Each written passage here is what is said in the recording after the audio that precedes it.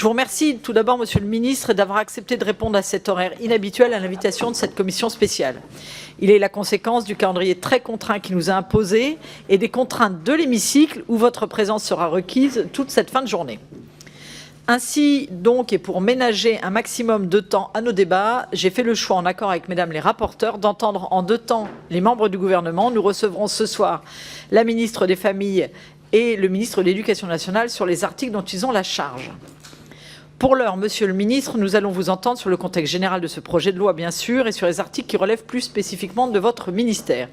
Il s'agit, si je suis bien renseignée, des articles 1er, 2, 3 et 6, ainsi qu'une partie de l'article 5. Je ne doute pas que vous évoquerez aussi les dispositions contenues dans la lettre rectificative annoncée par le Premier ministre qui devrait être délibérée dès demain matin au Conseil des ministres. Mes chers collègues, je ferai demain un point complet sur la procédure et sur les amendements dont est saisie notre commission spéciale. Et je me borderai à vous rappeler que le délai de dépôt sur les articles de la lettre rectificative courra, comme l'a décidé le bureau, jusqu'à vendredi 17 h. J'en viens maintenant au sujet. C'est peu dire que ce projet de loi est attendu et qu'il vient enfin apporter des réponses à des questions lancinantes. Nous sommes nombreux sur tous les bancs à alerter de longue date sur la situation inacceptable qui prévaut dans la protection de l'enfance. Des propositions ont d'ailleurs été déposées, y compris à mon initiative en janvier dernier sur l'ordonnance de protection des enfants. Une démarche également transpartisane portée notamment par notre collègue Céline Thiébaut-Martinez qui contient quelques mesures concernant les enfants est actuellement examinée par le Conseil d'État, ou celui de notre collègue Eda Hadizadeh sur l'avocat de l'enfant que nous voterons demain. Et nous disposons également d'un point de situation complet issu de multiples études, parmi lesquelles je citerai évidemment la commission d'enquête présidée par Laure Miller et rapportée par Madame Isabelle Santiago, ainsi que les travaux de la délégation aux droits des enfants. À cette question récurrente de la protection de l'enfance et de ses moyens s'est ajoutée une affaire aux ramifications pénales qui a choqué l'opinion. Je pense aux sévices révélés par la presse dans le périscolaire parisien. Ce projet de loi est d'ailleurs l'occasion d'y répondre. Et puis, il y a les morts violentes récentes d'enfants qui nous ont tous bouleversés. Celui de la petite Liana dans le Gers, mais également celui de Louis à Narbonne. J'adresse en votre nom toutes mes pensées à leur famille. Ces enfants auraient dû être protégés par les institutions, mais ne l'ont pas été. Ce projet de loi devra accompagner cette prise de conscience que nous devons tous collectivement faire mieux et ensemble pour protéger les enfants. Monsieur le garde des Sceaux, rarement un texte aura été aussi attendu, tant les défaillances qu'il entend corriger sont anciennes et les événements récents sont venus en souligner la gravité. Aussi, pour ma part, j'aimerais particulièrement vous entendre sur ce qui a conduit à votre écriture de l'article 6 sur l'ordonnance de sûreté de l'enfant, car sur ces bancs, nous en partageons tous la nécessité, mais les différences de vision d'écriture sont nombreuses. Il est donc important de comprendre votre démarche. Chers collègues, je rappelle que les temps de parole alloués au cours de cette audition vous ont été communiqués. Après le ministre, interviendront les rapporteurs pour 4 minutes chacune, les orateurs de groupe pour 2 minutes chacun, et les députés qui auraient des questions supplémentaires pour 1 minute chacun. En tant que présidente, je serai la garante d'un débat respectueux où toutes les sensibilités pourront s'exprimer dans le but qui nous rassemble tous, celui des enfants. Enfin, je rappelle que la légitimité de la puissance publique tient à la protection des plus faibles. Les plus faibles de notre société, ce sont les enfants.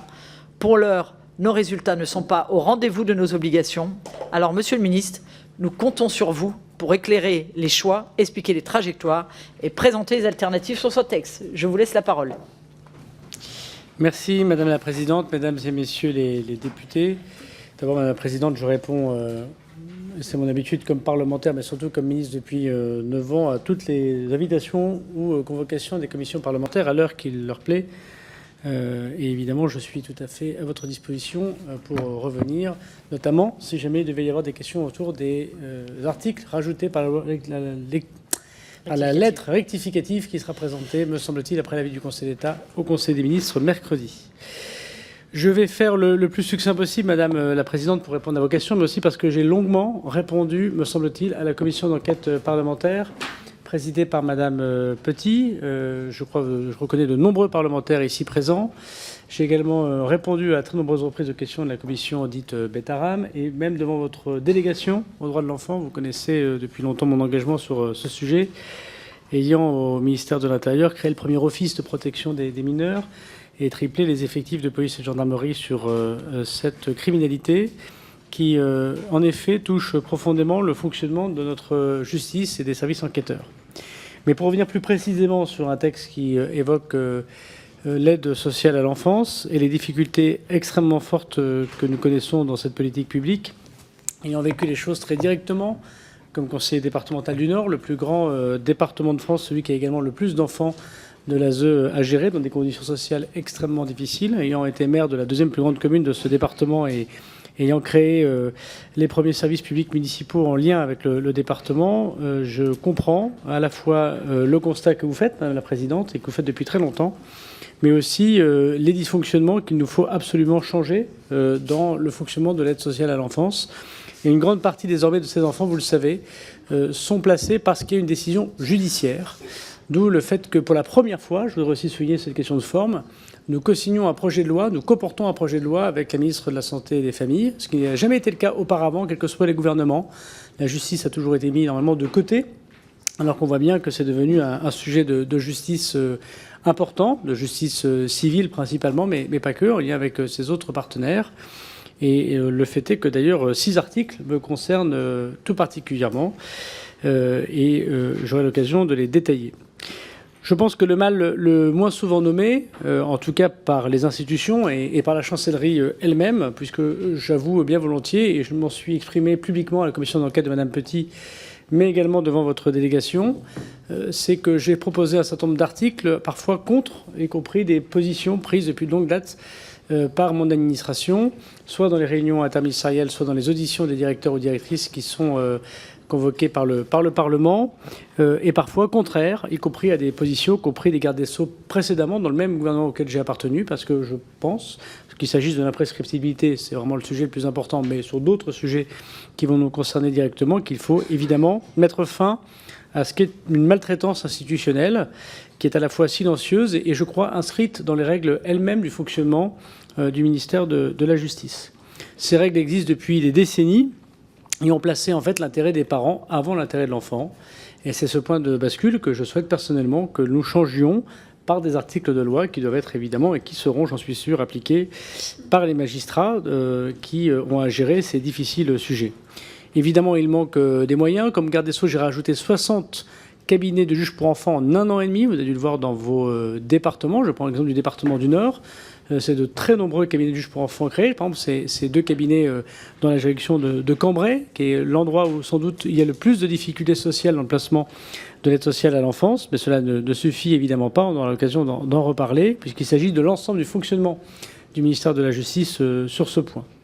Un enfant de 2 ans peut aujourd'hui rester placé provisoirement toute sa minorité, que personne ne soit jamais formellement obligé de se réinterroger sur son avenir. On voit bien le dysfonctionnement inscrit dans notre loi elle-même. Un très jeune enfant sans perspective de retour en famille, y compris d'ailleurs parfois dès la pouponnière. Et je ne sais pas si vous avez déjà toutes et tous ici visité des pouponnières. J'ai notamment en tête les visites pouponnières de Valenciennes dans mon département particulièrement marquantes. Un très jeune enfant, un bébé, peut donc sans perspective de retour d'une famille particulièrement maltraitante et peut attendre des années avant que son statut juridique soit sécurisé, rendant très insécurisée sa propre vie quand on connaît à la fois l'importance de la sécurité affective et de la sécurité tout court pour la construction d'un enfant dans ses premiers mois de vie. Nous sommes nous-mêmes des parents défaillants. Quand je dis nous-mêmes, c'est la puissance publique au sens large du terme, parce que nos procédures, notamment judiciaires, mais pas que, mais notamment judiciaires, sont beaucoup trop lentes. Les seuils appliqués par la loi sont beaucoup trop hauts et les outils sont beaucoup trop insuffisants. Je constate, comme garde des Sceaux, qu'un parent dangereux peut donc continuer à menacer à l'abri des règles de compétence qui empêchent une intervention rapide du juge ou en tout cas d'un magistrat, créant ainsi la sécurisation dont les enfants ont besoin. Pour répondre donc à ces constats, et je vais directement aux articles, Madame la Présidente, j'ai ici 6 articles qui relèvent d'articles dits civils. C'est évidemment, peut-être par ordre, non pas d'importance, mais d'arrivée dans votre projet de loi. Peut-être d'ailleurs demanderai-je à la séance, en lien avec Madame la Ministre de la Santé et des Familles, de faire une discussion commune en séance sur les articles justice avant ou après, comme le ministre de la Santé ou comme vous-même le souhaitera, des articles qui concernent les départements et qui concernent le ministère de la Santé et des Familles, pour avoir une cohérence dans ce que nous faisons, mais la présentation faite après le Conseil d'État n'était pas celle-là. Je vais donc les citer rapidement, les expliciter un par un, peut-être en m'appuyant particulièrement sur les explications, puisque vous m'avez demandé sur l'ordonnance de sûreté, qui est en fait une grande innovation, très attendue de tout le monde, mais dont j'ai compris que nous avons plusieurs façons de voir la montagne. Et je veux dire ici le point de vue du gouvernement, sans qu'il ne soit exclusif d'un compromis que nous pourrions trouver ensemble, bien évidemment. L'article 1er met fin au placement indéfini sans réexamen. Dès la première décision, le juge sera tenu de réévaluer la situation à l'issue d'1 an pour les moins de 3 ans et de 2 ans pour les autres. Là aussi, ce sont des délais qui sont tout à fait discutables, bien évidemment, mais il faut bien montrer le grand bascule que c'est déjà pour les magistrats, de savoir qu'il y a une sorte de réexamen obligatoire. Et peut-être qu'il faut diminuer ce temps ou l'augmenter. J'ai compris qu'il y avait des prises de position d'ailleurs diverses, mais il est extrêmement nécessaire que cet article 1er existe pour que nous puissions mettre fin à des placements indéfinis d'enfants, parfois de très jeune âge. Ce n'est pas remettre en cause le placement décidé par le magistrat, c'est obliger le magistrat ou le système de manière générale à se poser la question de l'avenir de cet enfant régulièrement et en regardant les conséquences de ce placement qui est continu. L'article 2 agit plus vite pour les enfants pour le retour en famille quand ce n'est pas envisageable. Et il y a une discussion, vous le savez mieux que personne, et parfois des modifications législatives qui n'ont pas toujours été appliquées, parce qu'il y a évidemment la liberté du magistrat de faire ce qu'il souhaite avec la loi telle que votée par les parlementaires, d'une volonté peut-être un peu on va dire spirituelle, je n'oserais dire idéologique, du retour de l'enfant quoi qu'il arrive, y compris lorsque les parents sont particulièrement maltraitants et de façon répétée.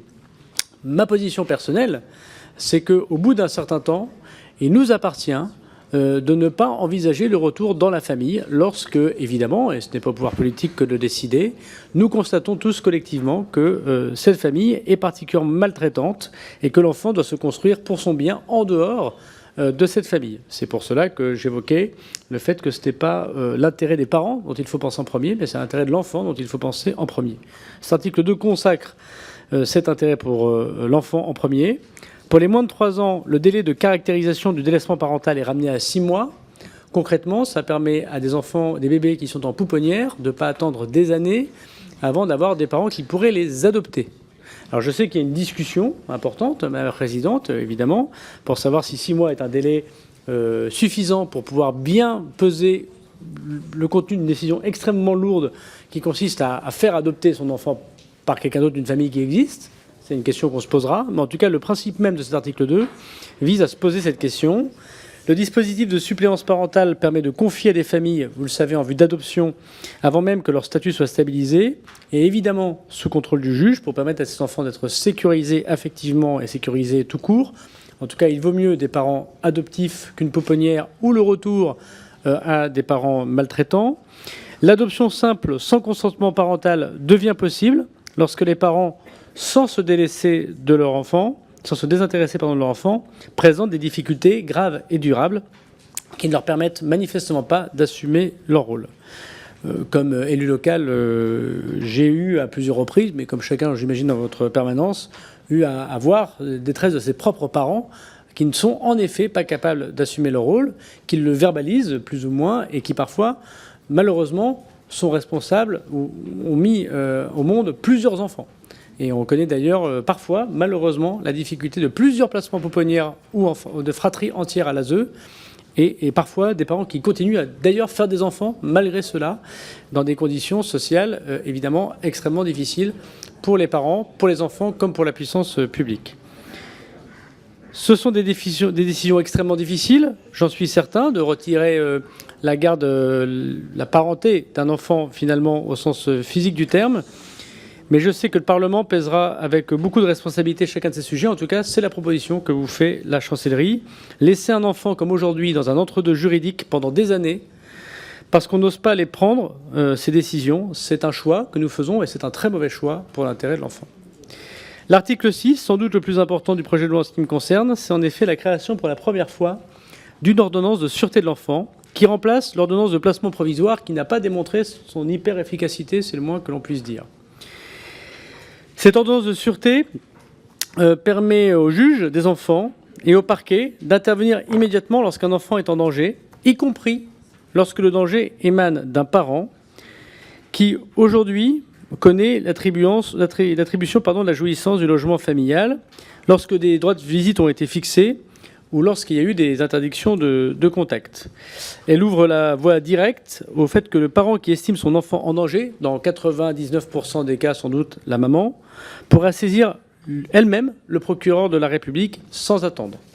C'est un point très, très important parce que dans cet article de sûreté, c'est un mécanisme qui nous permet au procureur de la République, y compris le week-end, y compris le dimanche matin, il y a toujours des permanences, et j'essaie d'expliquer pourquoi j'ai fait cette ordonnance de sûreté dans cet esprit, de répondre à l'urgence.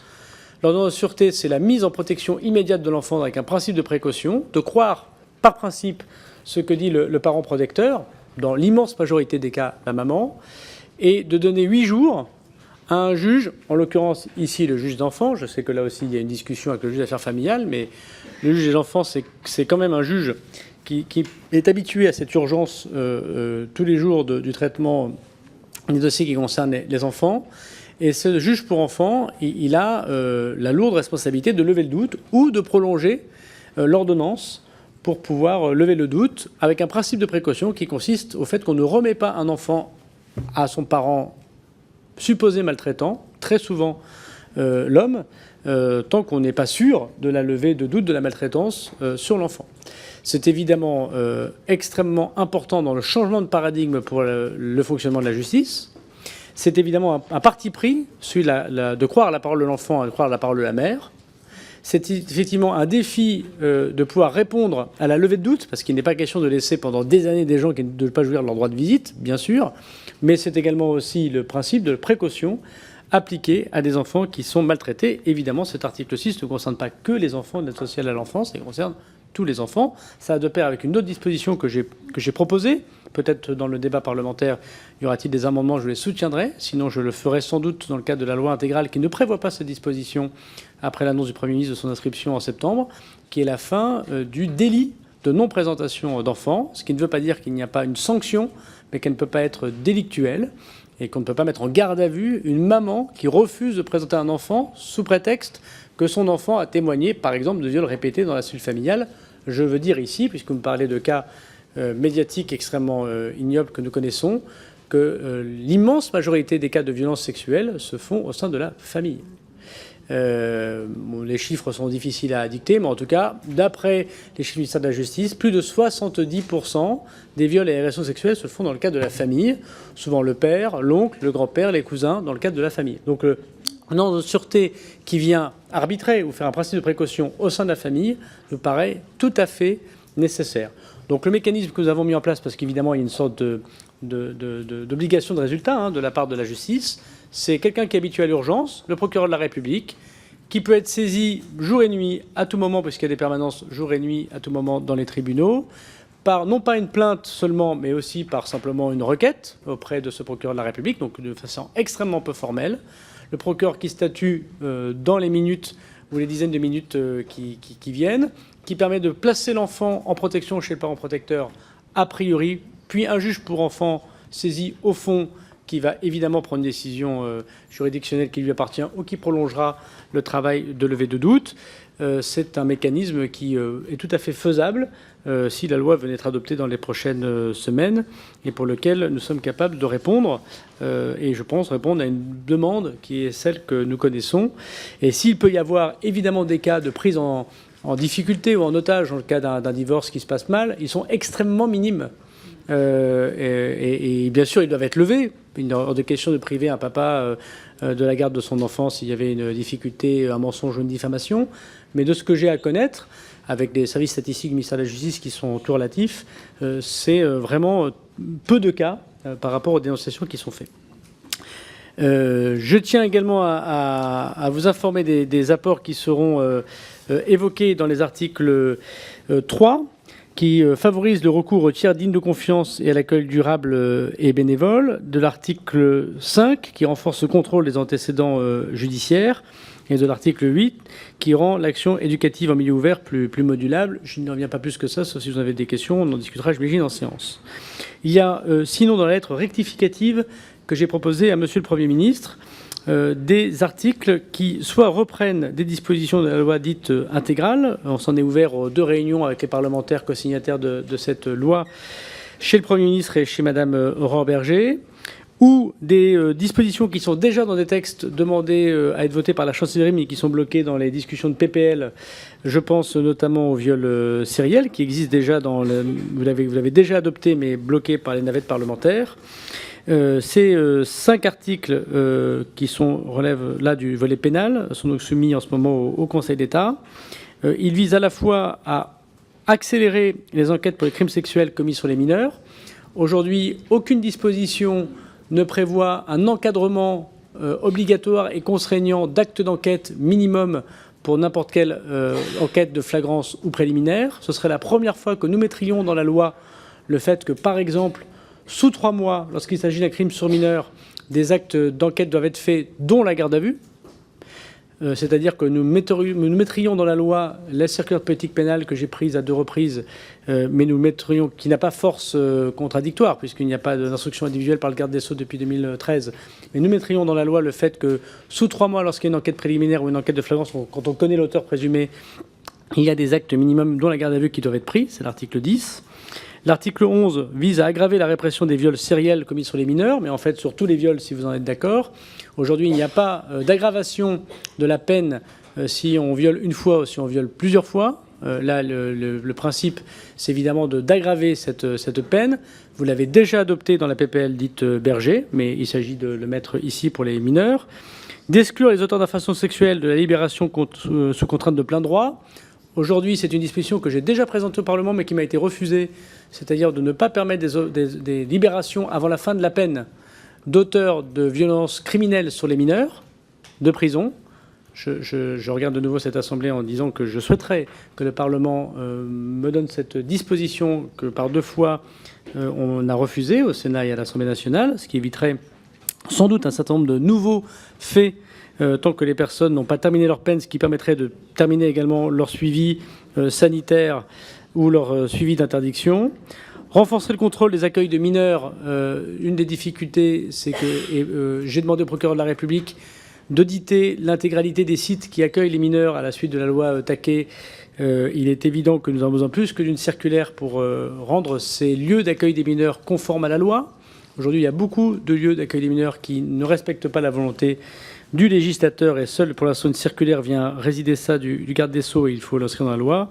Et renforcer l'information des familles, c'est un sujet qui relève notamment du fait qu'on doit pouvoir prévenir lorsque l'auteur de délinquance sexuelle ou de criminalité sexuelle est libéré de détention. Et vous avez vu un certain nombre de moments, ce n'est pas obligatoire. Pour l'instant, là aussi, c'est une circulaire qui demande au parquet et aux magistrats du siège de le faire, mais ce n'est pas fait systématiquement. Et je propose donc que l'on mette la force exclusive de la loi. La lettre rectificative est donc soumise au Conseil d'État. Elle sera présentée normalement demain au Conseil des ministres. Je n'ai pas encore, moi, l'avis définitif du Conseil d'État sur ce point, mais je suis certain que les choses seront positives. Je voudrais vous dire que, par ailleurs, dans la loi de justice criminelle que nous étudions à partir de ce soir, 2 dispositions extrêmement importantes viennent compléter votre projet de loi. Le premier, c'est l'obligation pour les magistrats de pouvoir suivre leur formation qui concerne les violences sexuelles sur les femmes et les enfants. Sinon, ils ne peuvent pas siéger dans les cours et tribunaux qui parlent de ces sujets. Aujourd'hui, les magistrats sont obligés de suivre les formations, mais quand ils ne les suivent pas, il ne se passe rien, puisque le garde des Sceaux ne peut pas intervenir, vu le statut de loi organique et d'indépendance des magistrats. Donc j'ai fait mettre dans la loi organique cet après-midi. Je déplore la motion de rejet déposée sur la loi organique, parce que c'est la disposition de la loi organique qui permet que tous les magistrats puissent subir ces formations sur le consentement, sur le psychotraumatisme, sur la dissociation, sur le contrôle coercitif, pour mieux juger lorsqu'ils sont en responsabilité civile et pénale. Je pense que c'est vraiment une demande réclamée depuis extrêmement longtemps et dont nous serions très malheureux de ne pas l'avoir adoptée dans la loi organique que nous vous proposons. Et deuxièmement, il y a également dans la disposition de la loi justice criminelle l'aide juridictionnelle pour toute personne, femme et enfant, qui déposent plainte au commissariat brigade de gendarmerie. J'ai été le ministre de l'Intérieur qui a modifié le code de procédure pénale pour permettre à l'avocat d'être présent lors du dépôt de plainte, parce qu'à présent, il était écrit dans le code de procédure pénale que c'était une personne âgée de plus de 18 ans qui pouvait accompagner la plaignante ou le petit enfant plaignant. Mais il existait des services de police et de gendarmerie qui refusaient la présence de l'avocat sous prétexte qu'il n'était pas marqué expressis verbis que l'avocat pouvait accompagner. C'est désormais changé depuis 2022. Aujourd'hui, ces gens qui déposent plainte peuvent être accompagnés d'un avocat, mais l'aide juridictionnelle ne correspond pas à ce travail, et d'où les difficultés sans doute parfois de plaintes qui ont été mal prises par les services de police et de gendarmerie, on peut le comprendre, poussés par le stress traumatique, mais aussi parce qu'il y a des enfants qui viennent déposer plainte et qui poussent les portes des brigades de gendarmerie ou de commissariat, et la moindre des choses, c'est de pouvoir qu'ils puissent avoir appel à un avocat. Donc par ailleurs, nous adoptons demain la proposition de loi définitive de la présence de l'avocat, quelles que soient d'ailleurs les mesures, y compris l'assistance éducative. On a un énorme sujet de mise en place avec les barreaux, mais nous avons commencé à faire ce travail. La loi de justice criminelle, par ailleurs, permet la présence de l'avocat et de l'aide juridictionnelle donnée pour toute personne qui, socialement touchée par la vie, a besoin de la présence d'un avocat qui doit évidemment être rémunéré pour son acte quand il dépose sa plainte, qu'il soit une femme ou qu'il soit un enfant. Donc là aussi, j'ai parfois du mal à comprendre les motions de rejet déposées, mais on aura l'occasion d'en parler, j'imagine, cet après-midi. Enfin, je sais par les nombreux amendements que votre commission aura examinés que vous avez beaucoup d'envie d'enrichir ce projet de loi. Je veux dire que, comme je l'ai dit dès le début, Madame la Présidente, dans un esprit qui est juste, conforme à l'intérêt de l'enfant, je donnerai un avis favorable à toute disposition qui trouvera consensus et qui permettra, dans le principe, de faire passer l'intérêt de l'enfant avant l'intérêt des parents. Merci, Monsieur le ministre. On va passer aux questions aux interventions de Mesdames les rapporteurs. On va commencer par Madame Nathalie Colin-Sterlet. Merci, Madame la Présidente. Monsieur le garde des Sceaux, vous venez devant notre Assemblée dans un moment difficile où l'on conteste votre action et où certains disent la confiance rompue. Je veux vous le dire d'emblée, par-delà ces querelles, vous avez raison sur l'essentiel. La seule confiance qui doit nous occuper est celle que les Français placent dans leur justice, cette confiance qui s'effrite et qu'il nous appartient ensemble de rétablir. Car derrière les 400 000 enfants que notre pays protège et les drames qui ont récemment bouleversé la nation, il y a cela, des enfants, des familles qui ne croient plus que les institutions chargées de les protéger protègent vraiment. La République a pris ses enfants sous sa garde, elle a juré de répondre d'eux et trop souvent, elle a manqué à sa parole. En France, un enfant subit des violences sexuelles toutes les 3 minutes. Dans plus de 8 cas sur 10, l'agresseur est un proche, parfois au cœur de la famille, et pourtant, près de 7 plaintes sur 10 sont classées sans suite, 3% à peine des personnes mises en cause pour viol sur mineurs condamnées. La Civise chiffre le coût de cette impunité à près de 10 milliards d'euros, mais ce prix-là ne se solde pas en euros, il se compte en vies brisées à jamais. Si nous sommes réunis, ce n'est pas pour ajouter une loi à celle de 2007, 2016, 2022, mais pour rendre à ces familles une raison d'espérer. Et je vous le dis sans détour, Monsieur le Ministre, sur l'ambition qui est la vôtre, vous nous trouverez à vos côtés. Mais un article irréprochablement rédigé, s'il demeure peu ou mal appliqué, n'a jamais protégé un seul enfant. Et c'est à cette aune, celle de l'exigence et de l'effectivité, que nous examinerons et compléterons ce projet de loi. Cette ambition, je tiens à la reconnaître, embrasse toute la chaîne de protection. Le texte réaffirme que le placement n'est qu'une parenthèse et non un destin, rouvre les portes de la famille élargie et de l'accueil familial trop longtemps délaissé, crée l'ordonnance de sûreté qui permettra d'écarter sans délai le parent dangereux et lève les obstacles qui retardaient leurs soins. J'en viens à l'article 5. Le contrôle des antécédents s'interrompt aux endroits où l'enfant devrait être le mieux gardé. Au domicile du tiers digne de confiance, au foyer du candidat à l'adoption et jusque dans le périscolaire. Vous l'étendez à ces situations et vous le rendez régulier là où il se bornait à l'embauche. Mais le Conseil d'État, qui avait consacré dès juillet 2025 une étude à l'unification de ces contrôles, observe que votre dispositif demeure éclaté. Alors pourquoi ne pas saisir ce texte pour aller jusqu'au système unifié qu'il réclame ? Au fond, cet article nous place devant la question la plus difficile de ce texte, l'équilibre entre deux impératifs que rien ne devrait opposer. D'un côté, la présomption d'innocence, qui est l'honneur de notre droit et que nul ne songe à sacrifier. Et de l'autre, un principe de précaution que nous devons à nos enfants. Et je le dis sans détour, lorsqu'il s'agit d'un enfant, ce principe doit être poussé aussi loin que notre Constitution le permet. Car entre le doute qui protège un adulte et le doute qui expose un enfant, ma conviction de rapporteur est faite, c'est l'enfant, toujours, qui doit primer. Monsieur le garde des Sceaux, les mesures qui relèvent de votre ministère vont dans le bon sens et beaucoup étaient attendues. Mais ce projet de loi reste un premier pas, non le terme du chemin. Il faudra, dans les mois et les années à venir, de plus grandes réformes encore, celles ambitieuses de notre justice que vous appelez de vos vœux, plus spécialisée et décloisonnée. Car aucune loi n'y suffira seule, c'est toute une société qui doit changer son regard, sa vigilance, sa conscience, pour que nos enfants y soient enfin en sûreté. Ce texte en est le commencement, non le terme, et c'est dans cet esprit, à vos côtés, que j'y prendrai toute ma part. Je vous remercie. Merci beaucoup. Madame la rapporteure Marianne Maximy. Oui, merci Madame la Présidente. Monsieur le Ministre, écoutez, je vais commencer peut-être par un petit mot sur la façon dont nous sommes amenés à travailler sur ce texte et cette lettre rectificative. Et je crois que c'est l'ensemble de la Commission qui se déroule dans des délais particulièrement contraints. Nous allons devoir amender une lettre rectificative qui arrive demain pendant que nous siégeons en Commission sur la première partie. Je crois que pour les parlementaires que nous sommes, mais aussi pour les agents qui travaillent avec nous, ce sont des délais qui ne sont pas respectueux à la fois de notre travail, mais aussi des sujets que nous sommes amenés à travailler aujourd'hui ensemble. Je tenais à le dire parce que c'est particulièrement compliqué pour tout le monde. Ensuite, je voulais quand même parler aussi de l'histoire de ce texte qui était au début un projet du gouvernement visant à refonder la protection de l'enfance, qui a évolué au gré des actualités médiatiques et qui apporte aujourd'hui des réponses à différents drames. Et je crois que c'est aussi difficile d'aborder un texte qui a un périmètre aussi large sans invisibiliser des situations que nous sommes censés mettre en lumière. Je veux parler par exemple ici de l'aide sociale à l'enfance qui s'effondre littéralement depuis des années et qui se retrouve invisibilisée aussi au profit d'autres mesures qui sont essentielles. Alors je ne suis pas en train de trier, au contraire, je pense que chacun et chacune doit avoir un intérêt pour les sujets qui sont face à nous, mais en tout cas la méthode nous interroge.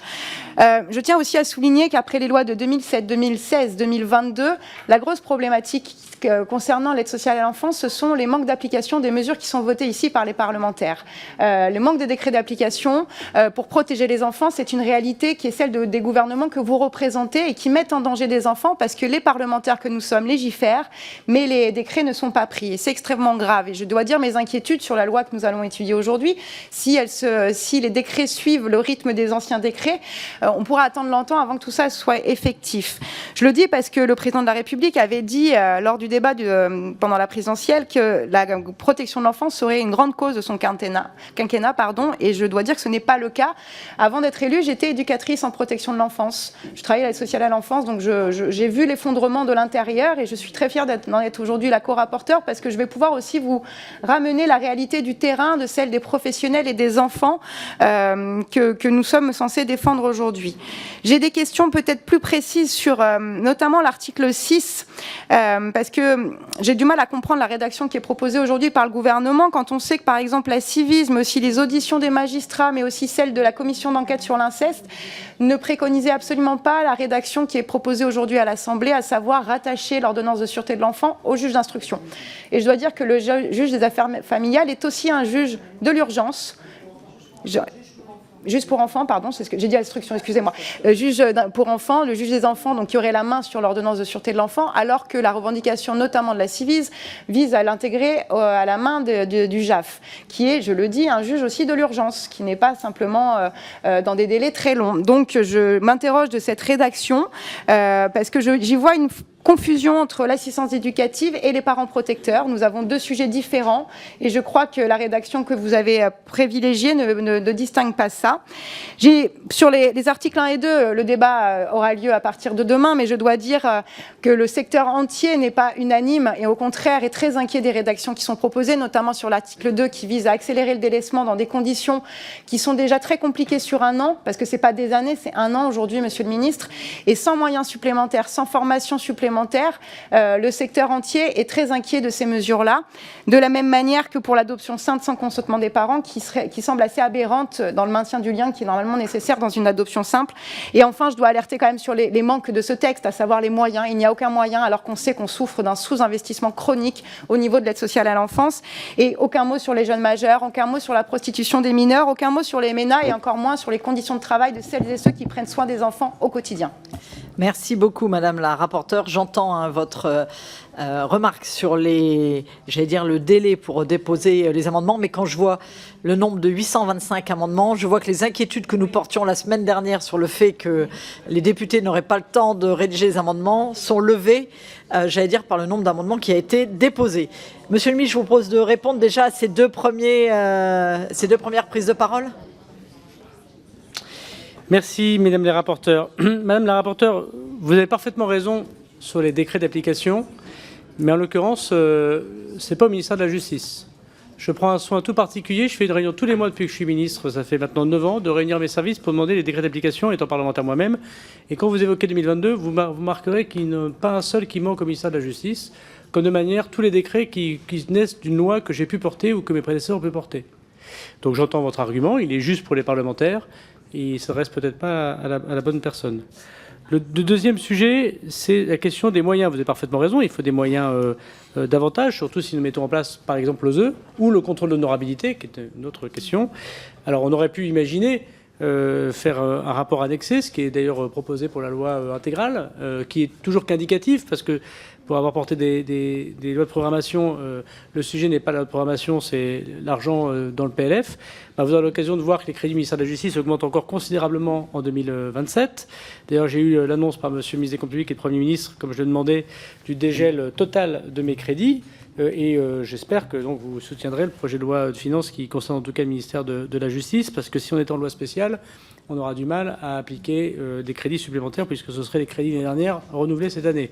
Donc je vous encourage donc en effet, pour l'intérêt de l'enfant, à soutenir les centaines de millions d'euros et les centaines d'effectifs, peut-être même les milliers de TP supplémentaires pour l'année prochaine. Je ne vais pas trahir mes discussions budgétaires. La question que vous posez de l'OSE, bien sûr, je l'ai dit moi-même, hein, Madame la rapporteure, elle se pose. Pourquoi le gouvernement fait le choix de vous proposer le juge pour enfants? Parce que le juge d'affaires familiales, il n'est pas le spécialiste de l'enfance en danger. C'est le rôle du juge pour enfants. Et par ailleurs, le juge d'affaires familiales, il est dessaisi au moment où il rend sa décision.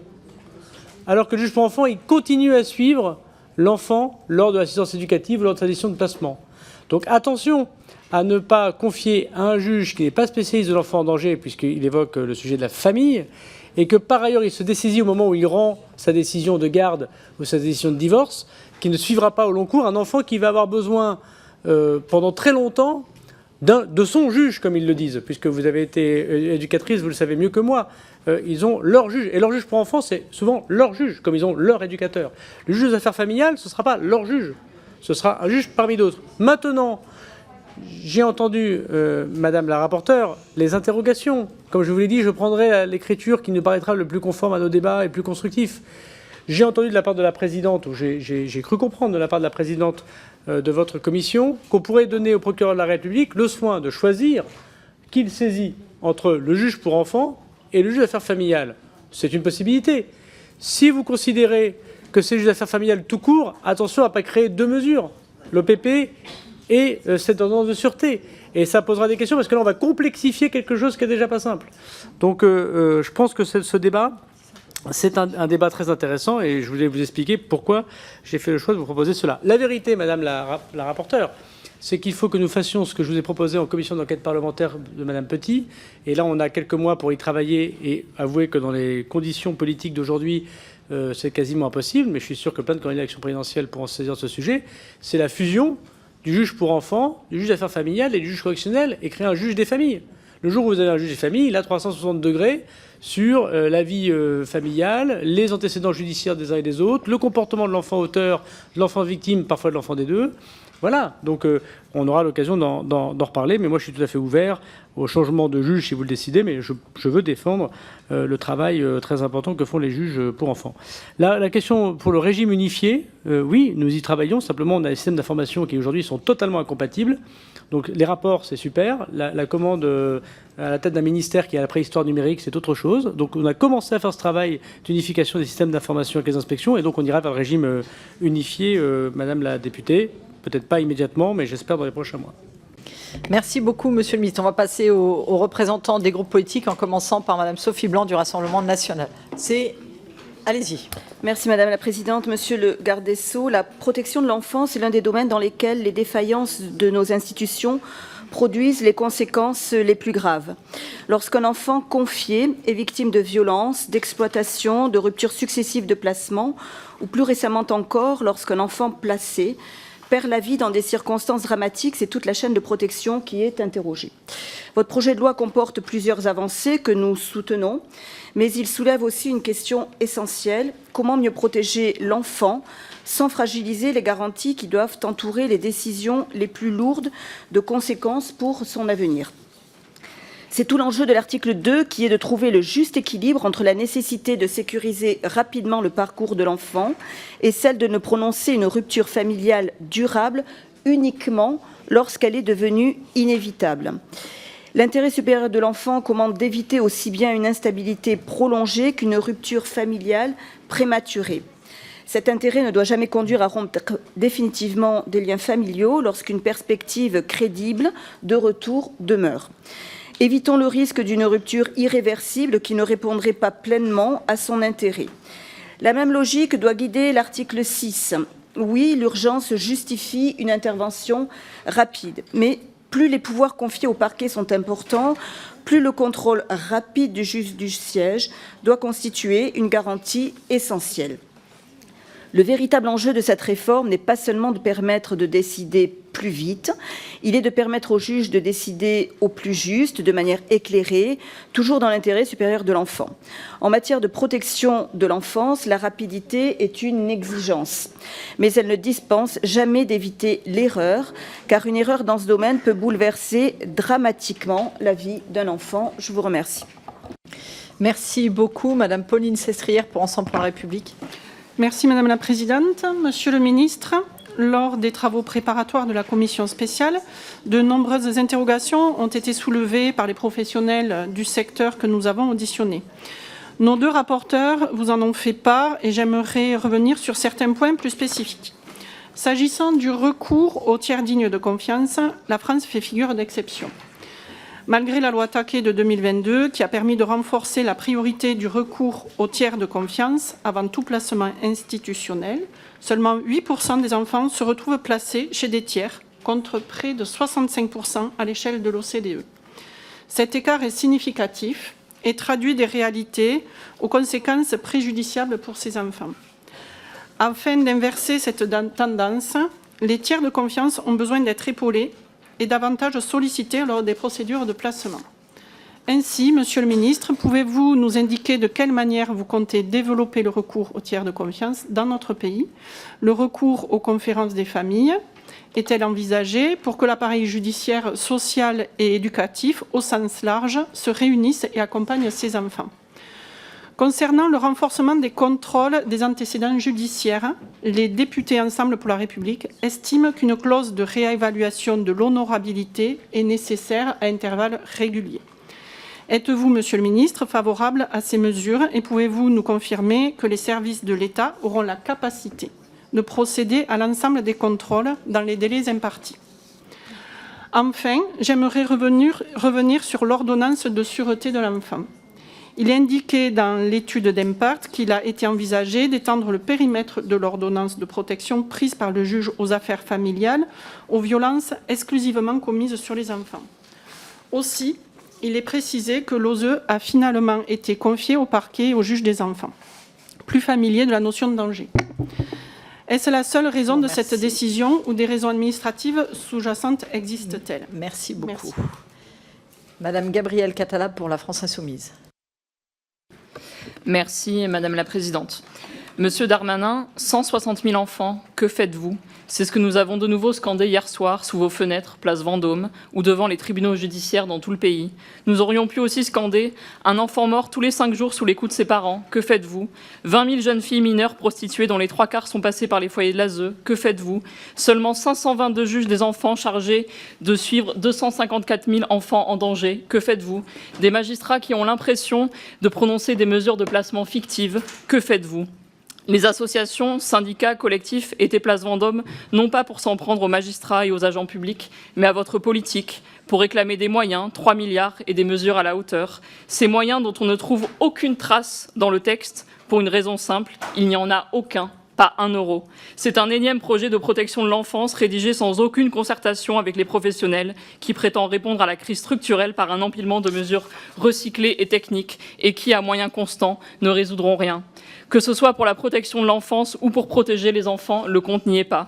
Aucune des mesures du texte dont nous allons débattre ne correspond aux nombreuses recommandations des acteurs de la protection de l'enfance, le HCFEA, le collectif des anciens et actuels enfants placés de la protection de l'enfance, le GEPSO, la CNAP, l'UNIOPS et les départements de France, ni des syndicats de magistrats et d'avocats, ni même du rapport rendu en avril 2025 par la commission d'enquête sur les manquements des politiques publiques de protection de l'enfance, parce que dans ce texte, il n'y a aucune recommandation de cette commission d'enquête qui est reprise. Si ce texte ne contenait que des mesures inoffensives, nous pourrions nous dire pourquoi pas, mais certaines sont dangereuses, comme le fait de faciliter l'adoption des enfants placés à l'ASE sans le consentement des parents, ou les mesures de surenchère pénale que vous nous transmettrez par lettre rectificative pour vous donner l'impression de répondre à la mort de Liana. Ce texte raconte à lui seul, au fond, l'absence de politique publique structurée pour l'enfance. En l'état, sans moyens supplémentaires, sans réforme en profondeur, nous ne soutiendrons pas cet énième écran de fumée. Monsieur Darmanin, 160 000 enfants, et que faites-vous de la communication sur le dos des enfants en souffrance? Une fois ce texte voté, les enfants ne seront toujours pas protégés. Merci beaucoup. Madame Isabelle Santiago pour le groupe socialiste. Merci Madame la Présidente, Monsieur le garde des Sceaux. Avant d'entrer dans l'examen et les articles amendements que nous verrons demain, je souhaite vous poser une seule question, une question de fond. Le gouvernement sera-t-il au rendez-vous de la protection des enfants? En avril 2025, le gouvernement s'était engagé devant la représentation nationale, à l'occasion de la présentation du rapport de la commission d'enquête sur les manquements des politiques publiques en protection de l'enfance, à engager une refondation. Les trois ministres, Madame Vautrin, vous-même, Madame Ritz, tout le monde s'est engagé. En séance publique, au QAG, en semaine de contrôle et dans la presse. Face à la crise systémique que nous rencontrons dans la protection de l'enfance en France, ça avait été clairement indiqué que c'était une refondation. Cet engagement avait suscité un immense espoir, parce que notre rapport avait fait l'objet, et c'est rare, Monsieur le Ministre, un consensus de tous les acteurs et des membres du gouvernement. Les magistrats, les avocats, les départements réunis au sein de l'ADF, je précise, c'est assez rare. Les associations historiques de la protection de l'enfance, les partenaires institutionnels, la Défenseure des droits, le Conseil économique et social, le Sénat, les parlementaires, tous ont partagé le même diagnostic de cette commission d'enquête. Tous considèrent que notre système est arrivé à un point de bascule. Aujourd'hui, on ne protège plus les enfants, c'est une réforme structurelle.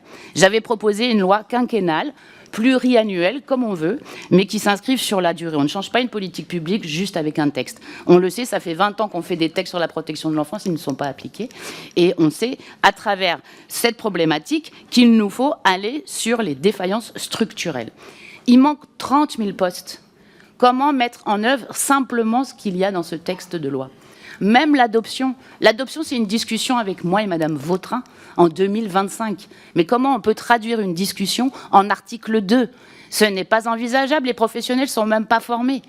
Je suis vraiment extrêmement fâchée dans le temps que j'ai imparti, parce qu'en fait, j'ai beaucoup travaillé sur ce texte. J'ai beaucoup travaillé avec tous les cabinets. Et la refondation doit être à ce niveau dont les enfants ont besoin.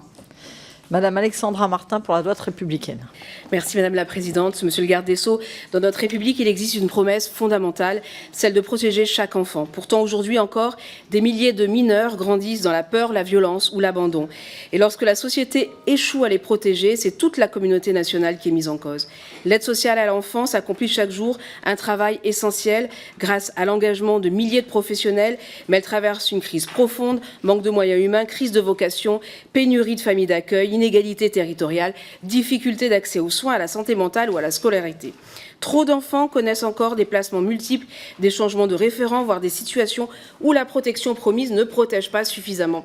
Ce sont les défaillances de l'État dans toutes ses composantes. L'actualité nous montre qu'il faut agir sur l'ASE et au-delà.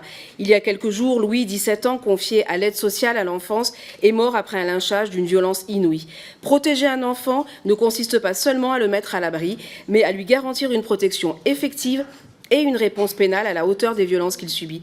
Nous devons agir sur l'organisation des services de l'État et la réponse pénale. L'un ne peut aller sans l'autre. La question des moyens est légitime, mais elle ne saurait résumer l'intégralité de nos débats. La position du groupe de la droite républicaine est constante et engagée. Plusieurs députés ont rédigé des propositions de loi sur ces sujets, cyberpédocriminalité, volet pénal, regroupement des fichiers.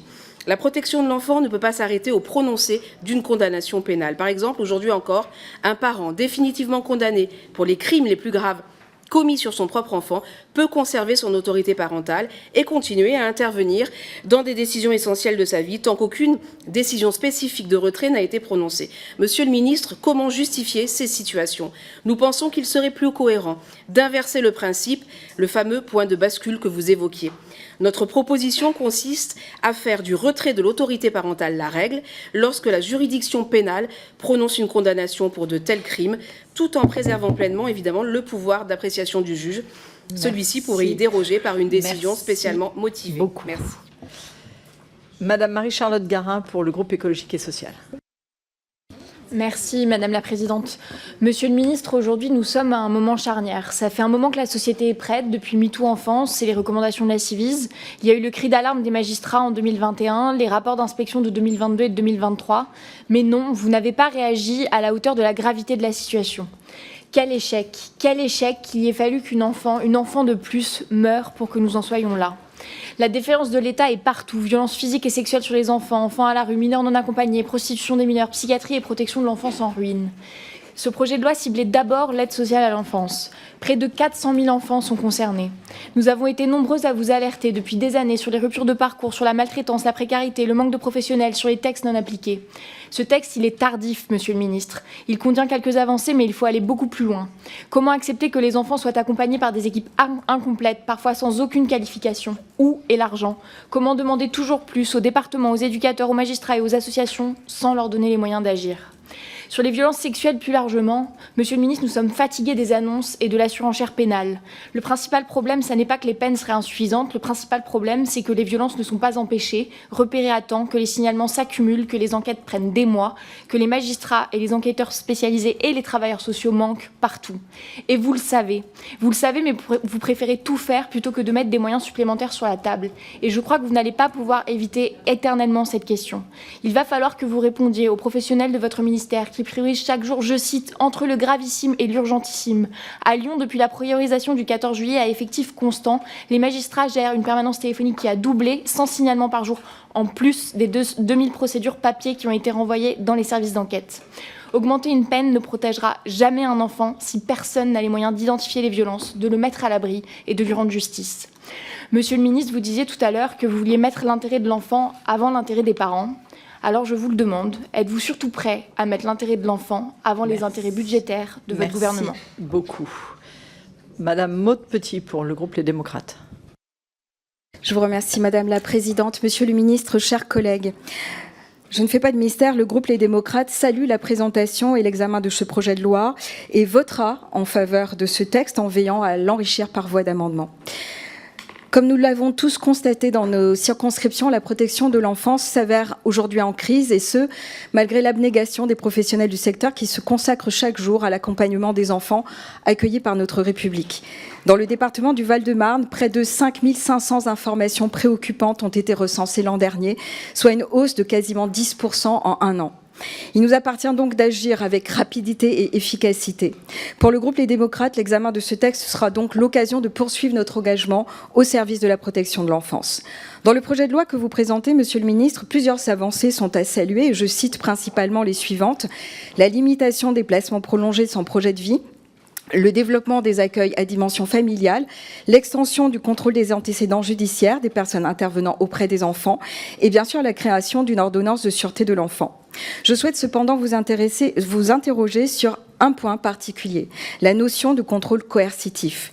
Il s'agit d'une forme d'emprise psychologique, de violence insidieuse exercée sur les enfants au sein de leur milieu familial, dont les dommages sur leur développement sont majeurs. Le contrôle coercitif doit être la première des hypothèses à examiner en cas de violence intrafamiliale.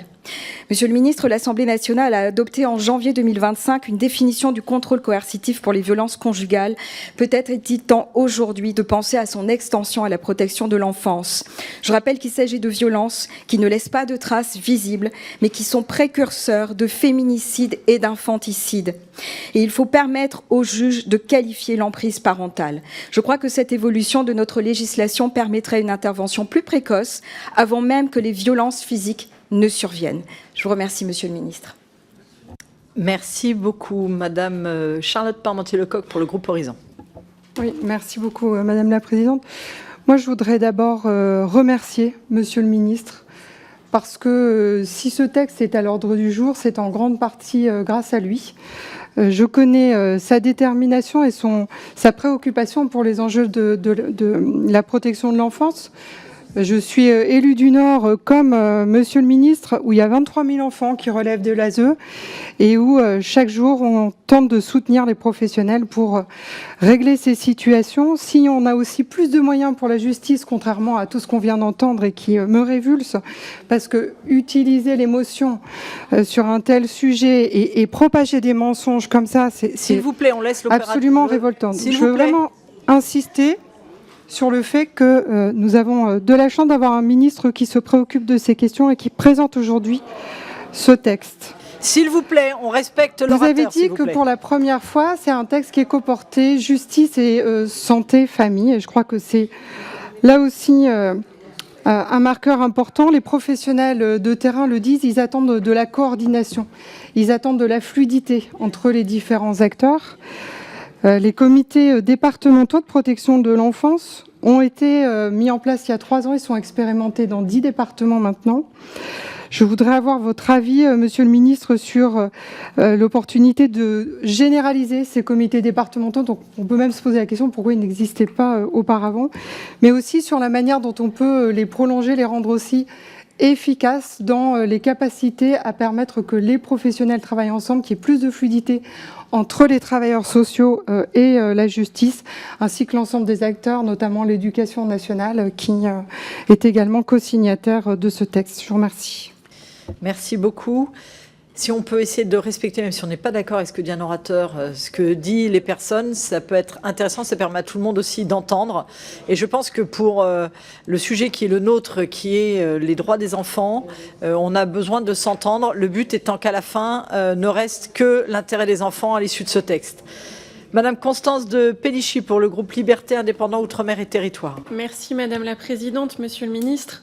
Monsieur le garde des Sceaux, si je voulais ici donner le prénom de chacun des 160 000 enfants victimes de violences sexuelles, il me faudrait 88 heures, près de 4 jours entiers pour mesurer l'ampleur de ce que notre République n'a pas su empêcher, mais je n'ai que 2 minutes. Nous pensons tous à Liana aujourd'hui, mais aussi à Louis, cet enfant placé, lynché à mort il y a quelques jours. Et c'est dans ce contexte que nous examinons ce projet de loi. Il contient des dispositions utiles, attendues de longue date, dans le contexte d'une aide sociale à l'enfance qui s'est effondrée. Mais soyons honnêtes, ce projet de loi réglera-t-il le fait que 50% des mineurs pris en charge pénalement faisaient l'objet d'un suivi au titre de l'enfance en danger ? Ce projet de loi réglera-t-il la désertification de nos parquets où des magistrats épuisés portent des centaines de dossiers dont ils savent qu'ils ne pourront pas tous aboutir ? Et rien qu'à Montargis, il manque 4 greffiers sur 10. Est-ce un rendez-vous manqué ? La réalité est glaçante. On laisse les pires exploiteurs d'êtres humains se nourrir de nos enfants. Les foyers sont des viviers inépuisables pour tous les trafics et il n'y a qu'à voir l'exploitation sexuelle dont font l'objet les jeunes filles. Nos écoles et le périscolaire sont quant à eux de formidables terrains de jeu pour les pédophiles et le cadre familial est parfois le plus grand danger. C'est une société entière qui doit changer. Protéger un enfant, c'est éviter une victime aujourd'hui et trop souvent empêcher un drame demain. Alors oui, ce texte est une étape importante, mais une étape sans moyens, alors que l'intérêt de nos enfants doit être notre seule boussole. J'ai 2 questions sur votre texte, Monsieur le Ministre. Sur l'article 6, si les procureurs et juges des enfants sont déjà saturés et si les postes de greffiers restent vacants, comment cette mesure pourra-t-elle trouver application sur le terrain ? Enfin, la lettre rectificative prévoira-t-elle l'imprescriptibilité des crimes sexuels commis sur les enfants ? Je vous remercie. Merci beaucoup, Madame Soumia Bourrois, pour le groupe Gauche démocrate et républicaine. Pardon. Merci, Madame la Présidente. Monsieur le Ministre, c'était annoncé par François Bayrou lorsqu'il était Premier ministre. Ce projet de loi qui vise à réformer la protection de l'enfance était très, très, très attendu par les associations, par les familles, par les travailleurs sociaux et par nous-mêmes. Pourtant, à la lecture de ce texte, nous sommes profondément inquiets. Il apparaît davantage comme une accumulation de dispositions sans fil conducteur clairement définies que comme une véritable volonté de refonder la politique publique de la protection de l'enfance. Cette inquiétude est d'ailleurs renforcée par la lettre rectificative annoncée par le Premier ministre Sébastien Lecornu qui ne nous rassure pas davantage. Elle devrait comporter 4 mesures supplémentaires. Un délai de 3 mois accordé aux enquêteurs et au parquet pour effectuer les premiers actes d'enquête, un alourdissement des peines en cas de viol en série jusqu'à la perpétuité pour les viols commis sur les enfants, une éventuelle évolution des règles de prescription applicables aux violences sexuelles commises sur les enfants et une meilleure information des victimes tout au long de la procédure. Ces mesures peuvent, prises isolément, répondre à des préoccupations qui sont bien légitimes. Nous le contestons pas en tant que tel, mais une question demeure. Que viennent-elles faire dans un projet de loi qui est consacré à l'aide à l'enfance? Car c'est précisément là que réside le problème. Au lieu de renforcer la cohérence d'un texte qui est déjà difficile à appréhender, ces ajouts donnent le sentiment d'un gouvernement qui juxtapose des réponses et des problématiques qui sont pourtant distinctes sans véritable vision d'ensemble. Or, je pense que la protection de l'enfance mérite bien davantage qu'un empilement de mesures. Elle exige une stratégie qui soit claire pour renforcer la mise à l'abri des enfants, répondre à la crise profonde que traverse l'aide sociale à l'enfance et refonder un système qui souffre tout autant d'un manque de moyens et d'un déficit de gouvernance. C'est pourquoi nous attendions un texte capable d'aller au-delà de quelques déverrouillages juridiques et de mesures de simplification. Merci beaucoup. Monsieur Antoine Valentin pour l'Union des droites pour la République. Madame la Présidente, Monsieur le Ministre, mes chers collègues, 380 000 enfants sont aujourd'hui confiés à l'aide sociale à l'enfance. 380 000 existences pour qui la République a accepté, en leur nom, de se porter garante. Quand un enfant ne peut plus compter sur sa famille, c'est la nation tout entière qui devient sa famille de secours. C'est cette promesse que ce texte vient honorer et notre groupe la soutient. Ce projet de loi fait un choix que nous approuvons, celui de la stabilité contre l'errance. Trop d'enfants protégés connaissent au fil de leur placement davantage de ruptures que de repères. Des lieux de vie qui se changent, des visages qui se succèdent, des liens qui ne tiennent jamais assez longtemps pour devenir des racines. En sécurisant le parcours de l'enfant confié, en consolidant les tiers dignes de confiance, en créant cette ordonnance de sûreté de l'enfant pour répondre dans l'urgence au danger, ce texte affirme une conviction simple. Un enfant protégé a d'abord besoin d'un endroit où grandir en paix, pas d'un dossier qui voyage de juridiction en juridiction. Nous approuvons également l'exigence de sécurité qu'il généralise. Ce contrôle systématique des antécédents judiciaires étendu aux assistants familiaux, aux tiers de confiance, à l'école, aux accueils de loisirs, aux établissements de santé. Protéger un enfant ne se limite pas à le retirer du danger. C'est aussi garantir que le lieu où on le confie ensuite ne devienne jamais à son tour un lieu de danger. L'assassinat du jeune Louis il y a quelques jours nous le rappelle tragiquement. Ce texte ne réglera pas seul la crise de gouvernance et de financement de la protection de l'enfance et nous serons exigeants dans le débat pour qu'il aille plus loin. Mais sur son ambition première, celle de remettre l'enfant et sa sécurité au centre de tout, notre groupe sera au rendez-vous. Je vous remercie. Merci beaucoup. Monsieur le ministre, je vous laisse la parole pour répondre à ce premier tour de questions.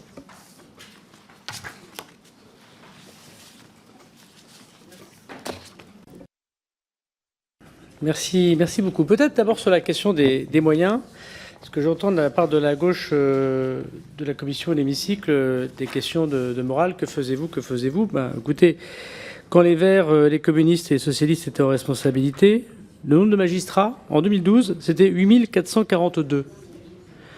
En 2017, c'est 8 342. Il y a eu 100 magistrats en moins. Je dis pour Mme Garin qui me demandait ce que je faisais, parce qu'elle a participé avec les ministres écologistes à la majorité de M. Hollande. En 2017, quand le président de la République... S'il vous plaît. Nous avons écouté. Merci d'écouter les réponses. Parce qu'avant d'accuser de fait qu'on fasse rien quand les enfants ont des problèmes et qu'ils ne trouvent pas son juge, peut-être que vous posez vous-même des propres questions quand vous étiez en responsabilité politique. En 2010... Non, madame, vous n'êtes pas membre d'un parti politique. Vous avez plusieurs ministres écologistes et Verts qui étaient membres du gouvernement de M. Hollande. Et d'ailleurs, vous siégez avec M. Hollande dans la majorité, dans l'opposition. Donc je pense que vous étiez content d'être avec ces voix lorsque vous présentez aux élections. Oui, mais madame, souffrez que, en démocratie, je puisse vous répondre. Madame la députée, souffrez que je puisse vous répondre, parce que sinon, effectivement, vous faites votre intervention, et dans ces cas-là, je ne réponds pas. Mais il faut que Madame la Présidente me donne les règles rapidement de votre commission. Donc, en 2012, Madame Garin, et je le dis pour Madame Santiago également, 8 442 magistrats. En 2017, 8 342. Il y a eu 100 magistrats de moins sous M. Hollande. 2017, 8342. Aujourd'hui, au moment où je parle, les magistrats en fonction, 9826, plus 1450. Ben oui, madame, 1500 magistrats de plus, passer de 8000 à quasiment 10 000. Oui, on peut dire bravo, effectivement, au président de la République, parce que former un magistrat, ça met entre 4 et 5 ans. Et encore cette année, vous verrez qu'il y a encore des centaines de magistrats qui sont recrutés. L'École nationale de magistrature, c'est 450 magistrats formés cette année. C'était 110 en 2017. Donc d'abord, balayons chacun devant sa porte. Considérons peut-être que les débuts d'intervention pourraient être, comme disait M. Urvoas, que la justice a été clochardisée. C'était les mots de M. Urvoas au journal le dimanche, 3 mois avant de quitter le pouvoir. Et la responsabilité, c'est quand même de considérer que depuis très longtemps, en effet, des moyens très peu nombreux ont été mis au ministère de la Justice, à commencer par le nombre de greffiers, de magistrats. Les éducateurs de la PJ, il y en avait moins en 2017 qu'en 2012. Un gouvernement que vous souteniez, il y avait moins d'éducateurs de la PJJ à la fin du quinquennat de François Hollande qu'au début. Donc les leçons de morale sur les moyens, ce n'est pas à nous qu'il faut les adresser, mais à vos partenaires de votre majorité. Deuxièmement, vous mélangez absolument tout. D'abord, ce projet de loi enfance, comme l'a dit Mme Santiago, il a été décidé, même s'il ne partage pas peut-être toutes les attentes de tout le monde, bien avant l'horrible affaire Liana. Vous semblez faire vous-même un certain nombre d'amalgames qui sont particuliers, puisque aucune de ces dispositions dans ce texte ne viendrait répondre à la terrible affaire Liana, et notamment à la plainte non étudiée de la petite Rosa. Aucune disposition législative n'aurait réglé ce problème. Aucune. Et d'ailleurs, personne n'arrive à le démontrer. Le rapport d'inspection, pour la première fois, a été rendu public. Jamais personne ne rendait public les rapports d'inspection de dysfonctionnement de la gendarmerie nationale, en l'occurrence ici, et de la magistrature. Qu'il y ait d'autres cas, très nombreux, que nous connaissons toutes et tous parce que nous sommes élus, parents, en responsabilité, c'est certain.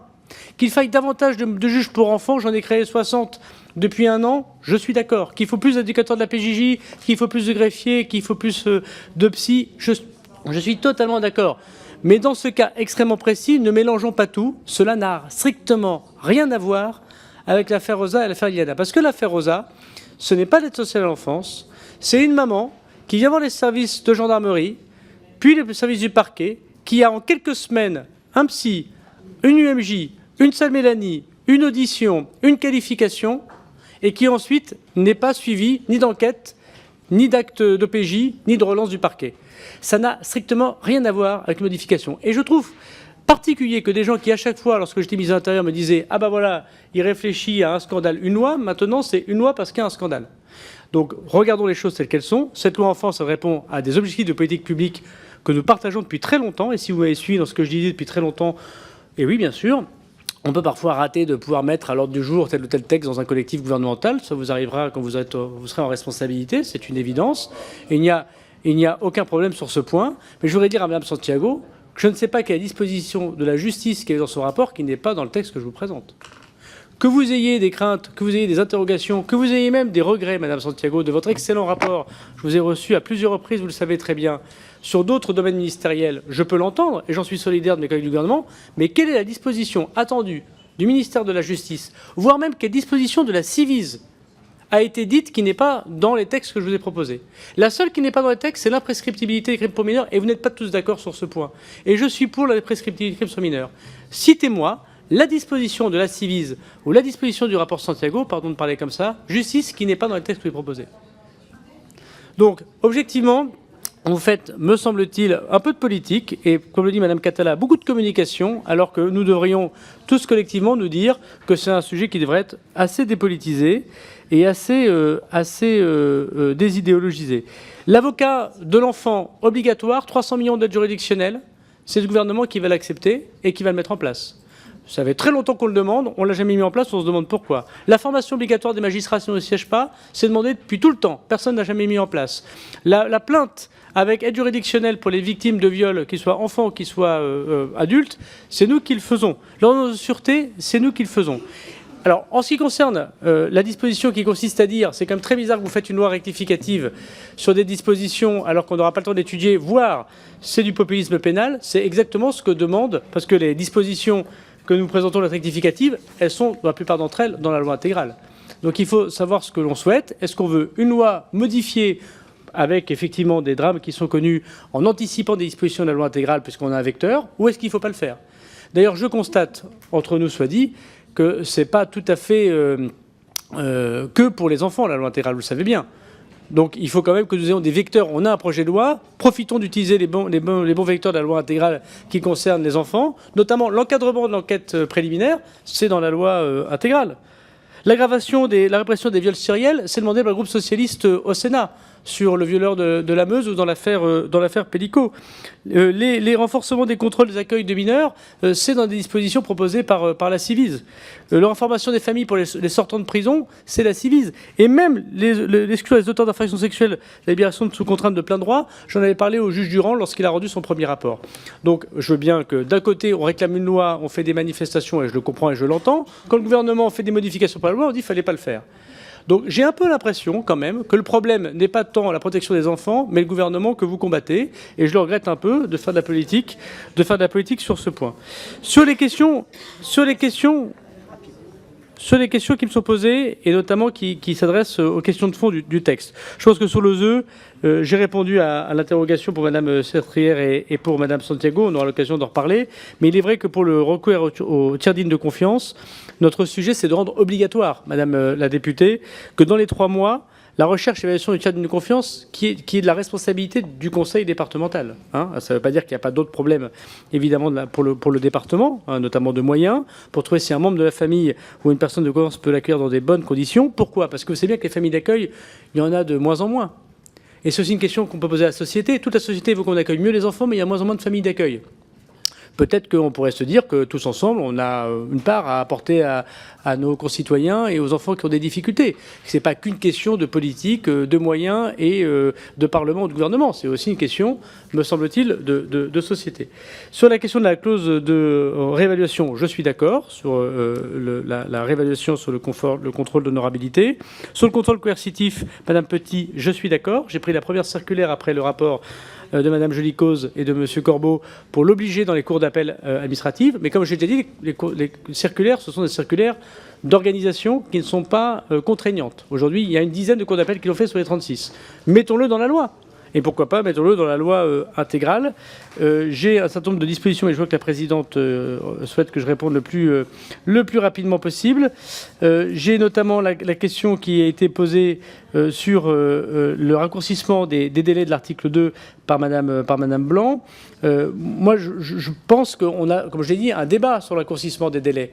Mais soit on a un principe de précaution et on l'applique aux enfants, quitte évidemment à renverser la charge de ce qui existe aujourd'hui, soit on se donne trop de délais, mais un gamin de 2 ans, 3 ans, 4 ans, 1, 2, 3 ans, c'est une vie quasiment, voilà, flingué est un mot dur. Enfin, on sait tous, on a tous eu des enfants, moi j'en ai personnellement, qu'entre 3 et 5 ans, je vois bien que si c'est pas dans cette période-là où on apporte de la sécurité et de la stabilité, on peut avoir des gros problèmes pour la suite. Voilà. Donc on aura ce débat de délai, mais je pense qu'il faut qu'on accepte de se mettre des contraintes pour le bien des enfants. Merci beaucoup. Alors j'ai beaucoup de collègues qui veulent poser une question supplémentaire. Compte tenu du nombre et du fait que Monsieur le garde des Sceaux doit aller aux questions au gouvernement à 15h, je vous propose d'aller uniquement sur le fond, si possible, en 30 secondes, sur une question qui n'a pas été posée, sur un point que vous souhaitez éclaircir. Sinon, je ne pourrai pas faire passer tout le monde. On va le faire très vite. Monsieur Jean-Claude Rau. Merci Madame la Présidente. Monsieur le Ministre, sur tous les sujets, je sais que le gouvernement n'aime pas les polémiques et ne voudrait pas que nous fassions de politique.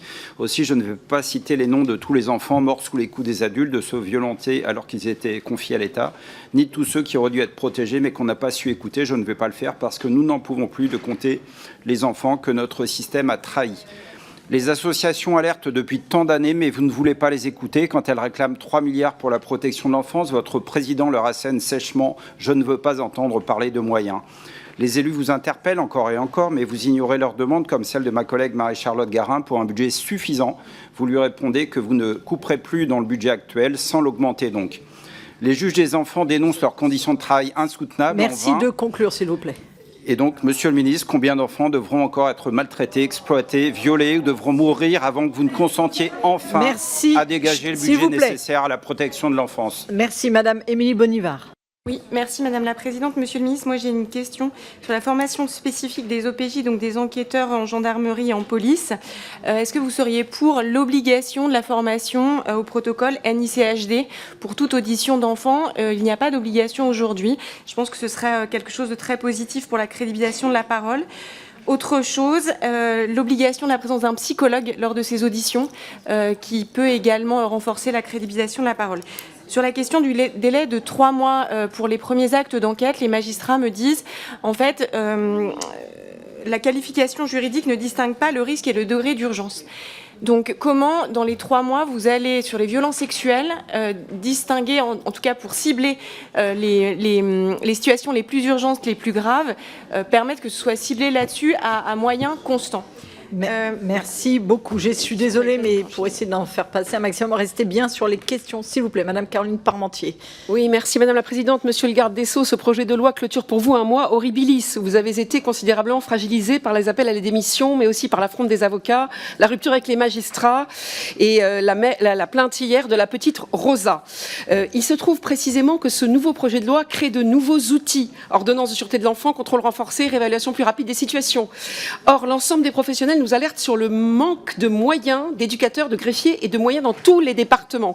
Sans renfort humain, ces nouveaux droits vont rester théoriques. Quels moyens supplémentaires le gouvernement engage-t-il concrètement pour que ces mesures soient effectivement appliquées sur tout le territoire? Je vous remercie. Merci beaucoup, Monsieur René Lioré. Oui, Madame la Présidente, Monsieur le Ministre, chers collègues, le meurtre et peut-être même l'assassinat de Louis, confié à l'aide sociale à l'enfance dans l'Aude après avoir été retiré de l'ITEP pour harcèlement, rappelle cruellement toutes les failles de notre système et ce drame fait écho à celui de Liana, car là encore des alertes avaient précédé l'irréparable et l'enquête le confirmera.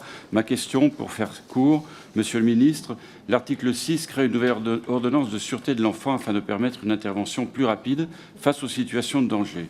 Alors la chancellerie a-t-elle évalué le nombre de demandes supplémentaires que cette nouvelle procédure est susceptible de générer? Les parquets, les juges, les enfants disposent-ils des effectifs nécessaires pour y répondre dans des délais compatibles avec l'urgence de ces situations? Et à défaut, comment garantir que cette avancée théorique ne reste pas une réponse uniquement théorique? Merci beaucoup. Monsieur Christian Baptiste.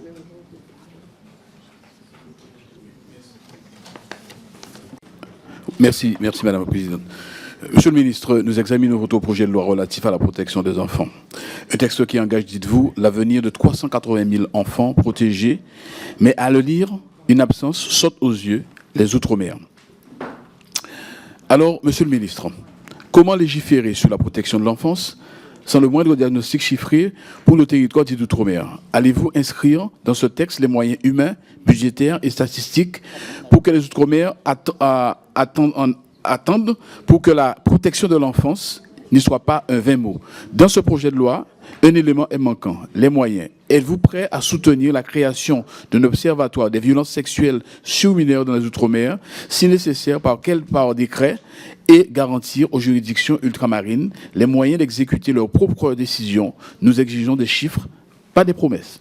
Merci beaucoup. Madame Agnès Firmin-Lebaudot. Merci Madame la Présidente, Monsieur le Ministre. Après plus d'un an de travaux menés pour l'évaluation de l'ASE en Seine-Maritime, beaucoup de choses sont apparues, notamment pour moi, plutôt que de vouloir recentraliser la politique de protection de l'enfance, je pense qu'il faut plutôt la territorialiser et au plus près des acteurs. Ma collègue a posé la question sur la généralisation des comités départementaux de protection de l'enfance. Moi, je suis plutôt pour une expérimentation encore au plus près, sous le format CLSPD, et créer des comités locaux de protection de l'enfance, parce que ce qui manque peut-être, c'est la coordination de tous les acteurs et surtout la connaissance du travail partagé. Et donc je pense que sous ce mode CLSPD, comité locaux de protection de l'enfance, nous pourrions peut-être créer une culture du travail ensemble qui permettrait peut-être d'éviter certains drames. Merci Madame Aïda Hadizadeh. Je vais y arriver premier avant la fin. Il faut penser au fait que ça fasse mal. Aïda. J'ai essayé de ne pas faire trop mal. Mais j'ai pris la parole parce qu'il y a quand même quelque chose qui m'a frappée dans tous les orateurs qui sont exprimés, oratrices, parce qu'il y avait un seul homme et beaucoup de femmes. Quand on parle des violences faites aux enfants et aux femmes, ce sont toujours les femmes qui répondent présent et qui viennent essayer de régler les problèmes, de les prendre à bras le corps. Dans la salle d'à côté, c'est la salle de la commission des finances. Et là, c'est principalement des hommes qui s'occupent du budget. Moi, ce n'est pas une interpellation à vous, Monsieur le ministre, mais c'est plutôt un message à nous-mêmes, mesdames. Il faut prendre le pouvoir, il faut aller dans la salle d'à côté, parce qu'on ne peut pas ici réclamer des moyens qu'on nous refuse à côté. Et à un moment donné, ça suffit. On sait très bien que cette loi-là, pour qu'elle soit ambitieuse et qu'elle arrive à ses fins, c'est-à-dire mettre fin aux violences que les enfants subissent dans les lieux de placement, on ne pourra pas faire l'économie de moyens supplémentaires. Et ça ne se fera pas avec des beaux discours ici. Merci beaucoup. Madame Josiane Corneloup. Merci Madame la Présidente, Monsieur le Ministre. Le projet de loi prévoit utilement de permettre aux services gardiens d'accomplir certains actes de santé en cas de silence ou de carence des titulaires de l'autorité parentale. Cette évolution est bienvenue mais demeure insuffisante. Une réforme ambitieuse pourrait utilement intégrer des dispositifs d'accompagnement parental à caractère obligatoire, une gradation de mesures contraignantes en cas de non-exercice manifeste des obligations parentales, une réflexion sur l'articulation entre maintien des droits et effectivité des devoirs, puisque aujourd'hui, une fois le placement prononcé, la charge des contraintes repose principalement sur l'enfant, changement de cadre de vie, rupture des repères, adaptation à un environnement collectif, quand les parents conservent l'exercice de nombreux attributs de l'autorité parentale sans toujours en assumer les responsabilités correspondantes. Par ailleurs, le projet de loi n'apporte pas de réponse satisfaisante à la problématique de l'accès aux soins et en particulier à la santé mentale des enfants confiés. Merci. Dans mon département, en Saône-et-Loire, comme de nombreux territoires, les tensions sont extrêmes et placent les équipes éducatives en grande difficulté. Merci. Donc là, soit je laisse répondre le garde des Sceaux, soit je continue les questions. Mais si tout le monde continue avec 1 minute, le garde des Sceaux n'aura pas le temps de répondre. Donc, je vous demande 30 secondes et allez droit au but, s'il vous plaît, et je couperai. Madame Spielbout. Oui, merci Madame la Présidente, Monsieur le Ministre. Vous l'avez souligné, le département du Nord est hors norme en termes de nombre d'enfants violentés et placés, et est hors norme aussi en termes de propositions. Et dans les propositions que fait le département du Nord depuis plusieurs années, il y a une référence à ce que vous avez évoqué. Votre ministère, le ministère de la Justice, est à l'ère de la préhistoire numérique, mais c'est bien plus large parce qu'il y a la fragmentation des systèmes d'information qui suivent l'enfant. Je pense au département, mais aussi à l'éducation nationale, l'autorité judiciaire, la protection judiciaire de la jeunesse, la MDPH et même le secteur du soin. Donc, est-ce que dans les travaux que vous menez au ministère de la Justice, vous prenez en compte tout le parcours de l'enfant pour, pourquoi pas, un cadrage national des outils informatiques, au moins leur interopérabilité suggérée. Merci. Monsieur David Topiac. Merci Madame la Présidente. Monsieur le Ministre, ce texte propose de définir des priorités sur le placement en famille ou le recours à des tiers de confiance, ainsi que des assistants familiaux, faisant des maisons d'enfants à caractère social la solution de dernier recours que j'évoquerai plus tard ce soir. Sur les deux premiers, problématiques parfois sur des placements en famille ou des tiers dignes de confiance, où effectivement on peut avoir des problèmes sur des personnes initialement validées et on interrompt par la suite le placement parce qu'il y a des problèmes de violence à nouveau constatés. Et le deuxième, sur les assistants familiaux, il y a une proposition pour délivrer des agréments pour des accueils relais sans que les professionnels aient nécessairement suivi une formation initiale complète. Ce sont deux points de vigilance que je souhaitais porter à votre connaissance. Merci beaucoup, Madame Zaya Hamdam. Merci Madame la Présidente. Monsieur le Ministre, c'est terrible de devoir encore et toujours répéter les mêmes choses, les mêmes évidences, audition après audition. Donc je vais le redire, votre projet de loi sur la protection de l'enfance, si vous ne mettez pas 1 euro de plus, on ne peut pas réformer le secteur. C'est fou parce que vous avez quand même le drame de la petite Liana qui aurait pu vous provoquer un déclic. Monsieur le ministre, j'ai une question et une seule, parce que ce sera la question fondamentale qui vous sera posée encore et encore. Comment voulez-vous refonder un secteur dont le principal souci est le manque de moyens, sans mettre les moyens? Nous attendons une proposition chiffrée pour répondre à ce que je définis de scandale d'État. Merci beaucoup. Madame Julie Hausen. Merci Madame la Présidente. Monsieur le Ministre, ce qu'on vous demande, c'est une rupture. On vous l'a déjà demandé depuis plusieurs mois, à plusieurs reprises, à travers diverses représentations. La prise de conscience des violences faites aux enfants reste insuffisante dans la chaîne pénale. Mais Monsieur le Ministre, qui est responsable de la chaîne pénale ? Vous avez été ministre de l'Intérieur pendant 4 ans, 2 mois, 15 jours. Vous êtes le garde des Sceaux depuis 1 an, 6 mois, 2 jours. Qu'avez-vous fait pour faire prendre conscience des violences faites aux enfants? Des circulaires qui rappellent que tout est urgent et important? Qui demandent à vos services de se concentrer en priorité sur ça et sur ça? Et en fait, non, plutôt sur ça. Depuis des mois, une proposition de loi cadre est prête, proposée par votre bord politique. C'est bien. Pourquoi n'avez-vous jamais accepté d'en faire une priorité? Merci. Merci beaucoup. Madame Béatrice Rouleau. Merci Madame la Présidente. Ma première question au gouvernement, quand j'ai été élue députée, était sur la protection de l'enfance. Donc je suis très heureuse aujourd'hui que nous puissions en débattre. Monsieur le ministre, j'ai une question à vous poser sur l'article 6, alinéa 11, donc l'ordonnance de sûreté. C'est une avancée. Et je vous remercie pour ça, puisqu'on peut saisir un parent bienveillant, peut saisir directement le procureur de la République. Ça règle l'histoire de la petite Liana, mais ça ne règle pas l'histoire de mon petit Bastien, qui avait un parent maltraitant et un parent défaillant. Donc, qu'est-ce qu'on fait des enfants dont l'un parent est maltraitant et l'autre, souvent la mère, passive? Est-ce que vous seriez prêt à accepter un élargissement de cet alinéa? Je vous remercie. Madame Virginie Duby-Muller. Merci, Monsieur le garde des Sceaux. L'article 6 du projet de loi de protection d'enfance prévoit le remplacement de l'ordonnance de placement provisoire par une ordonnance de sûreté de l'enfant. Cet article a vocation à renforcer la protection des enfants et nous partageons tous cet objectif. Je tiens à saluer l'engagement des associations du collectif pour l'enfance qui portent des améliorations concrètes pour renforcer cet outil de protection d'urgence. Monsieur le garde des Sceaux, pouvez-vous prendre l'engagement que le gouvernement apportera son soutien à plusieurs éléments ? Introduire un délai de traitement d'urgence permettant une réaction judiciaire plus rapide face au danger, garantir l'effectivité concrète du dispositif dès les premiers signalements, garantir l'autonomie du dispositif vis-à-vis de l'existence d'un parent protecteur, allonger la durée de protection de l'enfant par le juge des enfants et enfin garantir l'audition systématique de l'enfant en présence de son avocat pour rendre une ordonnance de sûreté. Merci. Beaucoup. Monsieur Magnier, vraiment très vite une question. Merci Madame la Présidente. Monsieur le garde des Sceaux, alors le projet de loi prévoit d'élargir le contrôle des antécédents judiciaires et de modifier les conditions d'accès au FIJ AISV. Cette intention va dans le bon sens, mais le texte n'inclut pas les acteurs de la gestion des ressources humaines dans nos territoires. En effet, pour l'ensemble de nos communes, ce sont les centres de gestion de la fonction publique territoriale qui centralisent l'expertise RH et préparent les procédures de recrutement des agents de crèche, de cantine ou animateurs périscolaires. Pourtant, l'article 706-53-7 du Code de procédure pénale ne leur permet pas de consulter directement ce fichier. Bien que votre texte propose des modifications à cet article, il n'intègre pas les centres de gestion dans la liste des autorités habilitées. En l'état, ces structures sont contraintes de recourir à des circuits administratifs indirects et complexes, ce qui ralentit considérablement la sécurisation des recrutements de proximité au sein des collectivités. Merci beaucoup, Monsieur le garde des Sceaux, faites au mieux. On n'a pas le temps de poser la question. Il faut couper, il faut couper. Merci Madame la Présidente. Monsieur le député, peut-être pour répondre directement à votre question, je suis favorable à l'agrandissement du nombre de personnes qui peuvent consulter le fichier.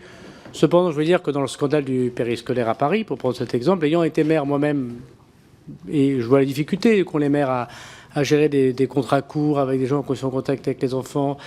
Bon, ils ont déjà des moyens importants, les maires, quand ils font correctement leur travail, et l'immense majorité d'entre eux le font. Ce qui s'est passé à Paris, objectivement, pour une partie de ce que j'en ai vu, dépasse l'entendement que n'importe quel maire de province sait faire avec des moyens beaucoup moins importants que l'administration de la ville de Paris. Et entre nous soit dit, je trouve qu'il y a à regarder cela aussi. On peut toujours accéder à des fichiers, mais quand j'étais maire, les choses étaient assez simples. On demandait des casiers judiciaires, on faisait un ensemble de signalements à l'intérieur du mairie, parfois avec des collectivités, parfois en lien avec le centre de gestion d'ailleurs, et on interrogeait monsieur le préfet, monsieur le procureur de la République quand on avait un doute. Et objectivement, le scandale du périscolaire à Paris, il se reproduit assez peu dans d'autres collectivités. Il y a peut-être une responsabilité aussi qui est au-delà de ce que des articles de loi que l'on pourrait modifier. Parce que quand il y a jusqu'à 16 personnes dans une école, Madame, vous avez un sujet... S'il vous plaît, on n'a déjà plus beaucoup de temps, s'il vous plaît, allez-y, monsieur le ministre. C'est étonnant comme vous ne souhaitez pas qu'on en parle, mais c'est un problème quand même important. Quand il y a 16 signalements sur des personnes dans une même école, à Madame Guérin, quand il y a 16 personnes actuellement dans une même école, ça peut être inquiétant et on peut se poser la question de savoir comment cela fonctionne. Cependant, vous avez parfaitement raison, plus on ouvrira cet accès, mieux ce sera. Mais aujourd'hui, ils peuvent déjà faire pour une grande partie de cas des vérifications d'honorabilité.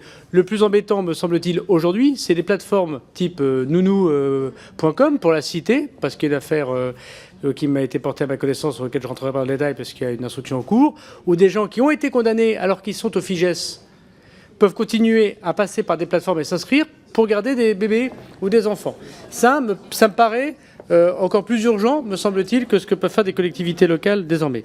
Madame Rouleau, la démonstration du cas que vous évoquez est terrible, de ce petit garçon. C'est justement pour ça qu'il faut juger les enfants dans l'ordonnance de sûreté. Parce que quand on a un parent défaillant et un parent maltraitant, s'il n'y a pas un juge des enfants, comment ça fonctionne? Comment ça fonctionne? Si c'est juste affaire familiale, vous voyez? Non mais, vous voyez ce que je veux dire? Donc, je pense que votre démonstration le montre. Madame Spibout, sur l'interopérabilité, oui, c'est ce que nous faisons avec l'ensemble des services. Notre difficulté, s'il vous plaît, ce sont avec les collectivités locales, puisqu'il y a tous les départements. C'est pas simplement dans les services de l'État, même si on a évidemment un travail d'interopérabilité que l'IA nous aidera largement à améliorer. Mais c'est évidemment avec le système d'information d'honorabilité et puis l'ensemble des départements. Et notre difficulté, c'est que tous les départements n'y mettent pas le même poids de corps non plus. Il est tout à fait faux de penser que tous les départements y mettent tous les moyens qu'ils ont à disposition pour s'occuper de la protection de l'enfance. Je pense que ce serait se mentir. D'ailleurs, il y a beaucoup d'attaques politiques localement sur ce sujet. Oui, Madame Bonivard, je suis favorable à la formation protocole NICHT, même si j'avoue que c'est plutôt, ça relève du ministère de l'Intérieur, mais j'y suis pour ma part très favorable. Et sur les psychologues, on crée justement dans la loi justice criminelle, Madame Bonivard, le statut de psychologue qui accompagne, on va en parler dès ce soir, qui accompagne les auditions des victimes criminelles. La question qui m'a été posée tout à l'heure par Madame la députée sur les 3 mois. Les 3 mois d'acte d'enquête. De quoi parle-t-on? On parle, quand il y a une plainte qui est déposée pour un crime sur mineur, il y a 3 solutions. Soit c'est une plainte contre X. Et évidemment, mais ça on en parlera lorsqu'on dira ce débat, on ne va pas demander la mise en garde à vue de quelqu'un qu'on ne connaît pas. Donc de la priorisation que doit faire un procureur de la République ou un procureur général demandé par le garde des Sceaux, on reviendra sur la priorisation après, on doit prioriser les plaintes dont on connaît l'auteur présumé. La moitié des plaintes déposées sont contre X. Donc déjà, on a une moitié où on connaît l'auteur présumé, comme c'était le cas de M. Barella, et l'autre moitié c'est contre X. Votre petit garçon rentre à la maison, dit qu'il a été agressé sexuellement, on ne sait pas à qui. Évidemment, il faut travailler pour trouver qui. Mais c'est pas pareil que le petit garçon qui rentre à la maison et qui dit que son grand-père l'a violé. Vous voyez, c'est pas tout à fait la même chose. Donc arrêtons de globaliser tout comme si les magistrats ne seraient pas capables de prioriser comme les services enquêteurs. Deuxièmement, après, il y a les mineurs qui sont encore mineurs. Un tiers des plaintes qui concernent les mineurs, les gens sont en fait majeurs. Parce qu'il y a des prescriptions. Parce que, mesdames et messieurs les parlementaires, vous nous avez demandé de pouvoir ouvrir des enquêtes pour des faits prescrits. Nous le faisons. Mais c'est moins prioritaire. En tout cas, je l'assume en tant que garde des Sceaux et je l'ai dit, c'est moins prioritaire que des gens qui sont mineurs, encore mineurs. Donc il y a un cas de « je connais l'auteur présumé », puis « je sais que l'enfant est encore enfant ». Troisième critère, pardon de le dire comme ça, mais ça me paraît important de le dire, est-ce que nous avons des actes d'enquête qui prouvent la culpabilité? Par exemple, dans le cas de la petite Rosa, le fait qu'un médecin légiste ait montré qu'il y avait eu des lésions anales avec du sperme, pour être extrêmement trivial, et le fait qu'un expert psy, en moins de 15 jours, a pu dire qu'évidemment ces petites filles ne mentaient pas, c'est davantage d'éléments de culpabilité que quand il n'y a pas d'examen médical. Dans le cas de la petite Rosa, et c'est pour ça, madame, excusez-moi, mais ça n'a strictement rien à voir. Le cas de la petite Rosa, je vais le répéter plusieurs fois parce qu'effectivement la répétition fixe la notion.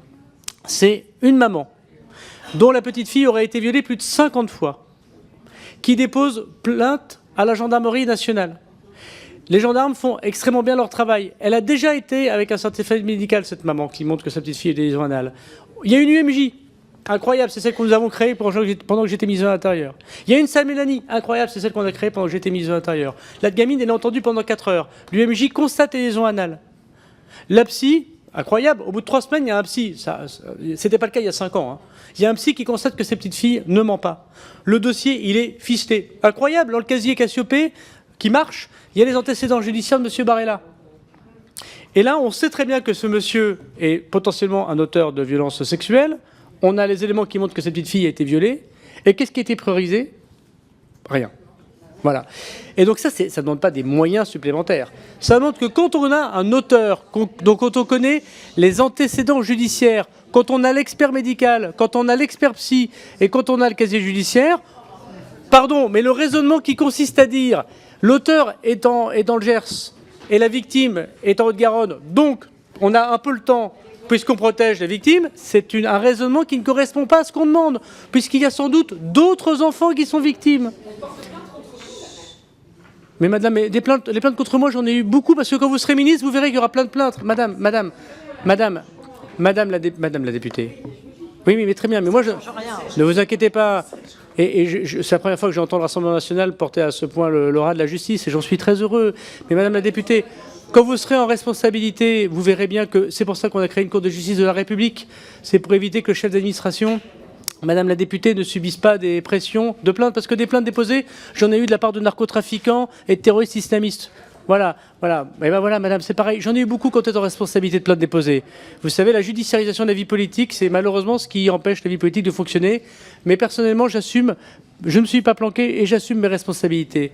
Mais ce que je vous dis, c'est que expliquer ça très concrètement, ça veut dire évidemment qu'on priorise ces plaintes-là. Sur les 88 000 plaintes que nous avons désormais en notre connaissance, délits et crimes, il y en a 7 400 dont on connaît l'auteur présumé, dont on sait que les enfants sont encore des enfants, et il s'agit de crimes sexuels.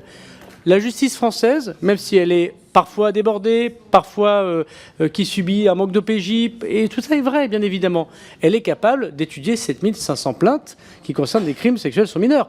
Et j'ai entendu dire sur les priorités différentes, mais il n'y a pas de priorité différente, je ne sais pas où est-ce que vous avez vu ça. J'ai pris 2 circulaires de politique pénale générale depuis mon arrivée, pas 158, 2. Et d'ailleurs, je les ai adressées aux parlementaires, regardez votre boîte mail, dès que je les ai envoyés.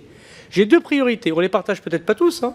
La lutte contre le narcotrafic, parce que, je vais vous dire quelque chose, on nous dit tous qu'il faut mettre le narcotrafic de côté. S'il y a bien des enfants qui se font torturer, violés, tués, c'est aussi de la part du narcotrafic, dont certains groupes politiques ont un discours tout à fait moral sur ce point. Premièrement, ce que j'ai...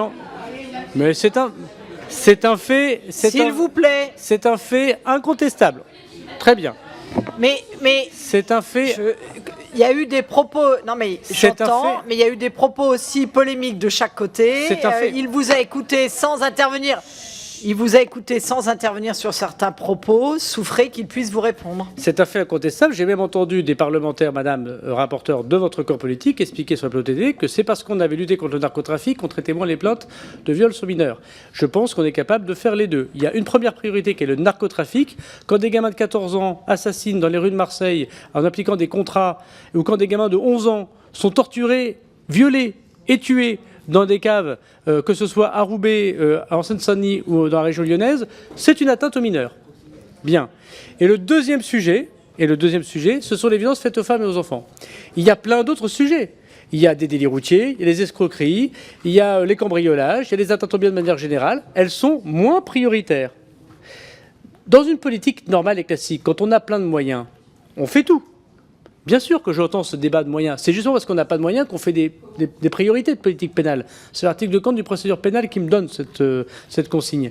Mais en l'occurrence, je pense que quand on connaît des auteurs présumés avec des antécédents judiciaires, quand on a les examens médicaux et quand il y a des crimes sur enfants, je considère que c'est une plainte qui est traitée prioritairement. Donc pour répondre à votre question, l'encadrement des 3 mois que nous évoquons, c'est pour dire, pour ces plaintes, si, quand on connaît ces éléments, on les oblige à le faire. Qu'est-ce qu'on a fait sur les violences sexuelles, dans flagrance, sur les violences conjugales, sur les femmes? On a fait exactement ça, la garde à vue, elle est au début. Quand une femme appelle pour dire mon mari m'a fait un viol conjugal ou il m'a agressé ou il m'a donné des coups, le police ou la gendarmerie arrive, mettent le monsieur en garde à vue, font une perquisition pour voir s'il n'y a pas des armes, regardent s'il n'est pas dans le fichier, et le monsieur, quand il sort, s'il sort, parce qu'il n'est pas en détention provisoire, on lui met un contrôle judiciaire de ne pas approcher, de ne pas faire tel métier, etc., etc. Ce qu'on demande, c'est exactement la même chose sur les enfants. Là, le problème, c'est que la garde à vue, elle se fait à la fin de l'enquête, comme une escroquerie ou un cambriolage. Dans ces affaires, il faut le faire, me semble-t-il, le plus possible. Il y a évidemment des cas qu'il faut laisser à l'appréciation du magistrat au début, parce que la plupart des pédocriminels, ils ont dans leur téléphone portable, leur ordinateur, des images de pédocriminalité. Et c'est les perquisitions, la garde à vue qui vous donne ça. Voilà. Pour terminer, sur l'étude d'impact qui a été posée par la question qui a été demandée, il n'y a pas d'évaluation, mais on vous la donnera évidemment dans le débat. On ne pense pas que ça change fondamentalement notre sujet, puisqu'en fait, les mères de famille qui voient leurs enfants victimes potentielles de violences, puisque la question a été posée, sollicitent déjà les procureurs de la République. Donc en fait, ce que nous faisons là, c'est que nous créons le tuyau qui n'existe pas pour répondre pour le procureur de la République. En fait, il va être un petit peu soulagé parce qu'il va pouvoir confier au juge des enfants ou au juge d'affaires familiales, si on le décide, un jugement en reportant de 3 mois. Et surtout, la grande différence, c'est qu'on ne laisse pas l'enfant chez celui qui serait le parent maltraitant. On le met à protection. Et ça, ce n'est pas une question de moyens supplémentaires particulièrement. Je terminerai par dire, Madame la Présidente, le débat est sans doute passionnant, c'est tout à fait normal, vu les enjeux qui nous touchent tous, personnellement. Aucune loi ne connaît des lois de moyens en même temps que sa loi législative, parce qu'il y a un truc formidable qui s'appelle le projet de loi de finances. Donc il y a 2 solutions. Soit les crédits du ministère de la Justice sont à la hauteur des textes votés par les parlementaires. Et dans ces cas-là, il ne faut pas faire tomber le gouvernement, il faut le soutenir. Oui, mais vous rigolez, Madame Parmentier, mais moi je trouve ça pas drôle parce que vous allez faire tomber le gouvernement au 7 octobre prochain pour des raisons politiques et on n'aura pas les moyens au ministère de la Justice d'appliquer tout ça. C'est désolé, mais ça s'appelle... C'est pas tout à fait très cohérent. Vous me demandez des moyens au mois de juillet et vous faites tomber le gouvernement au mois d'octobre. Tout ça, c'est extrêmement clair. Soit il y a les moyens suffisants et il faut voter le budget, soit il n'y a pas de moyens suffisants et effectivement, c'est une possibilité, soit de négocier le 49.3, soit de faire tomber le gouvernement parce que vous aurez fait des propositions. Vous savez combien il y a eu d'amendements d'augmentation de mon budget de la justice à l'Assemblée nationale l'année dernière? D'amendements de la Commission des finances ou du débat parlementaire? Vous n'en avez déposé aucun, mesdames et messieurs les députés. Voilà, je vous souhaite une très bonne journée. Merci, monsieur le garde des Sceaux. Je vous rappelle, chers collègues, que nous avons rendez-vous à 21 h pour l'audition de Stéphanie Rist et Édouard Geffray.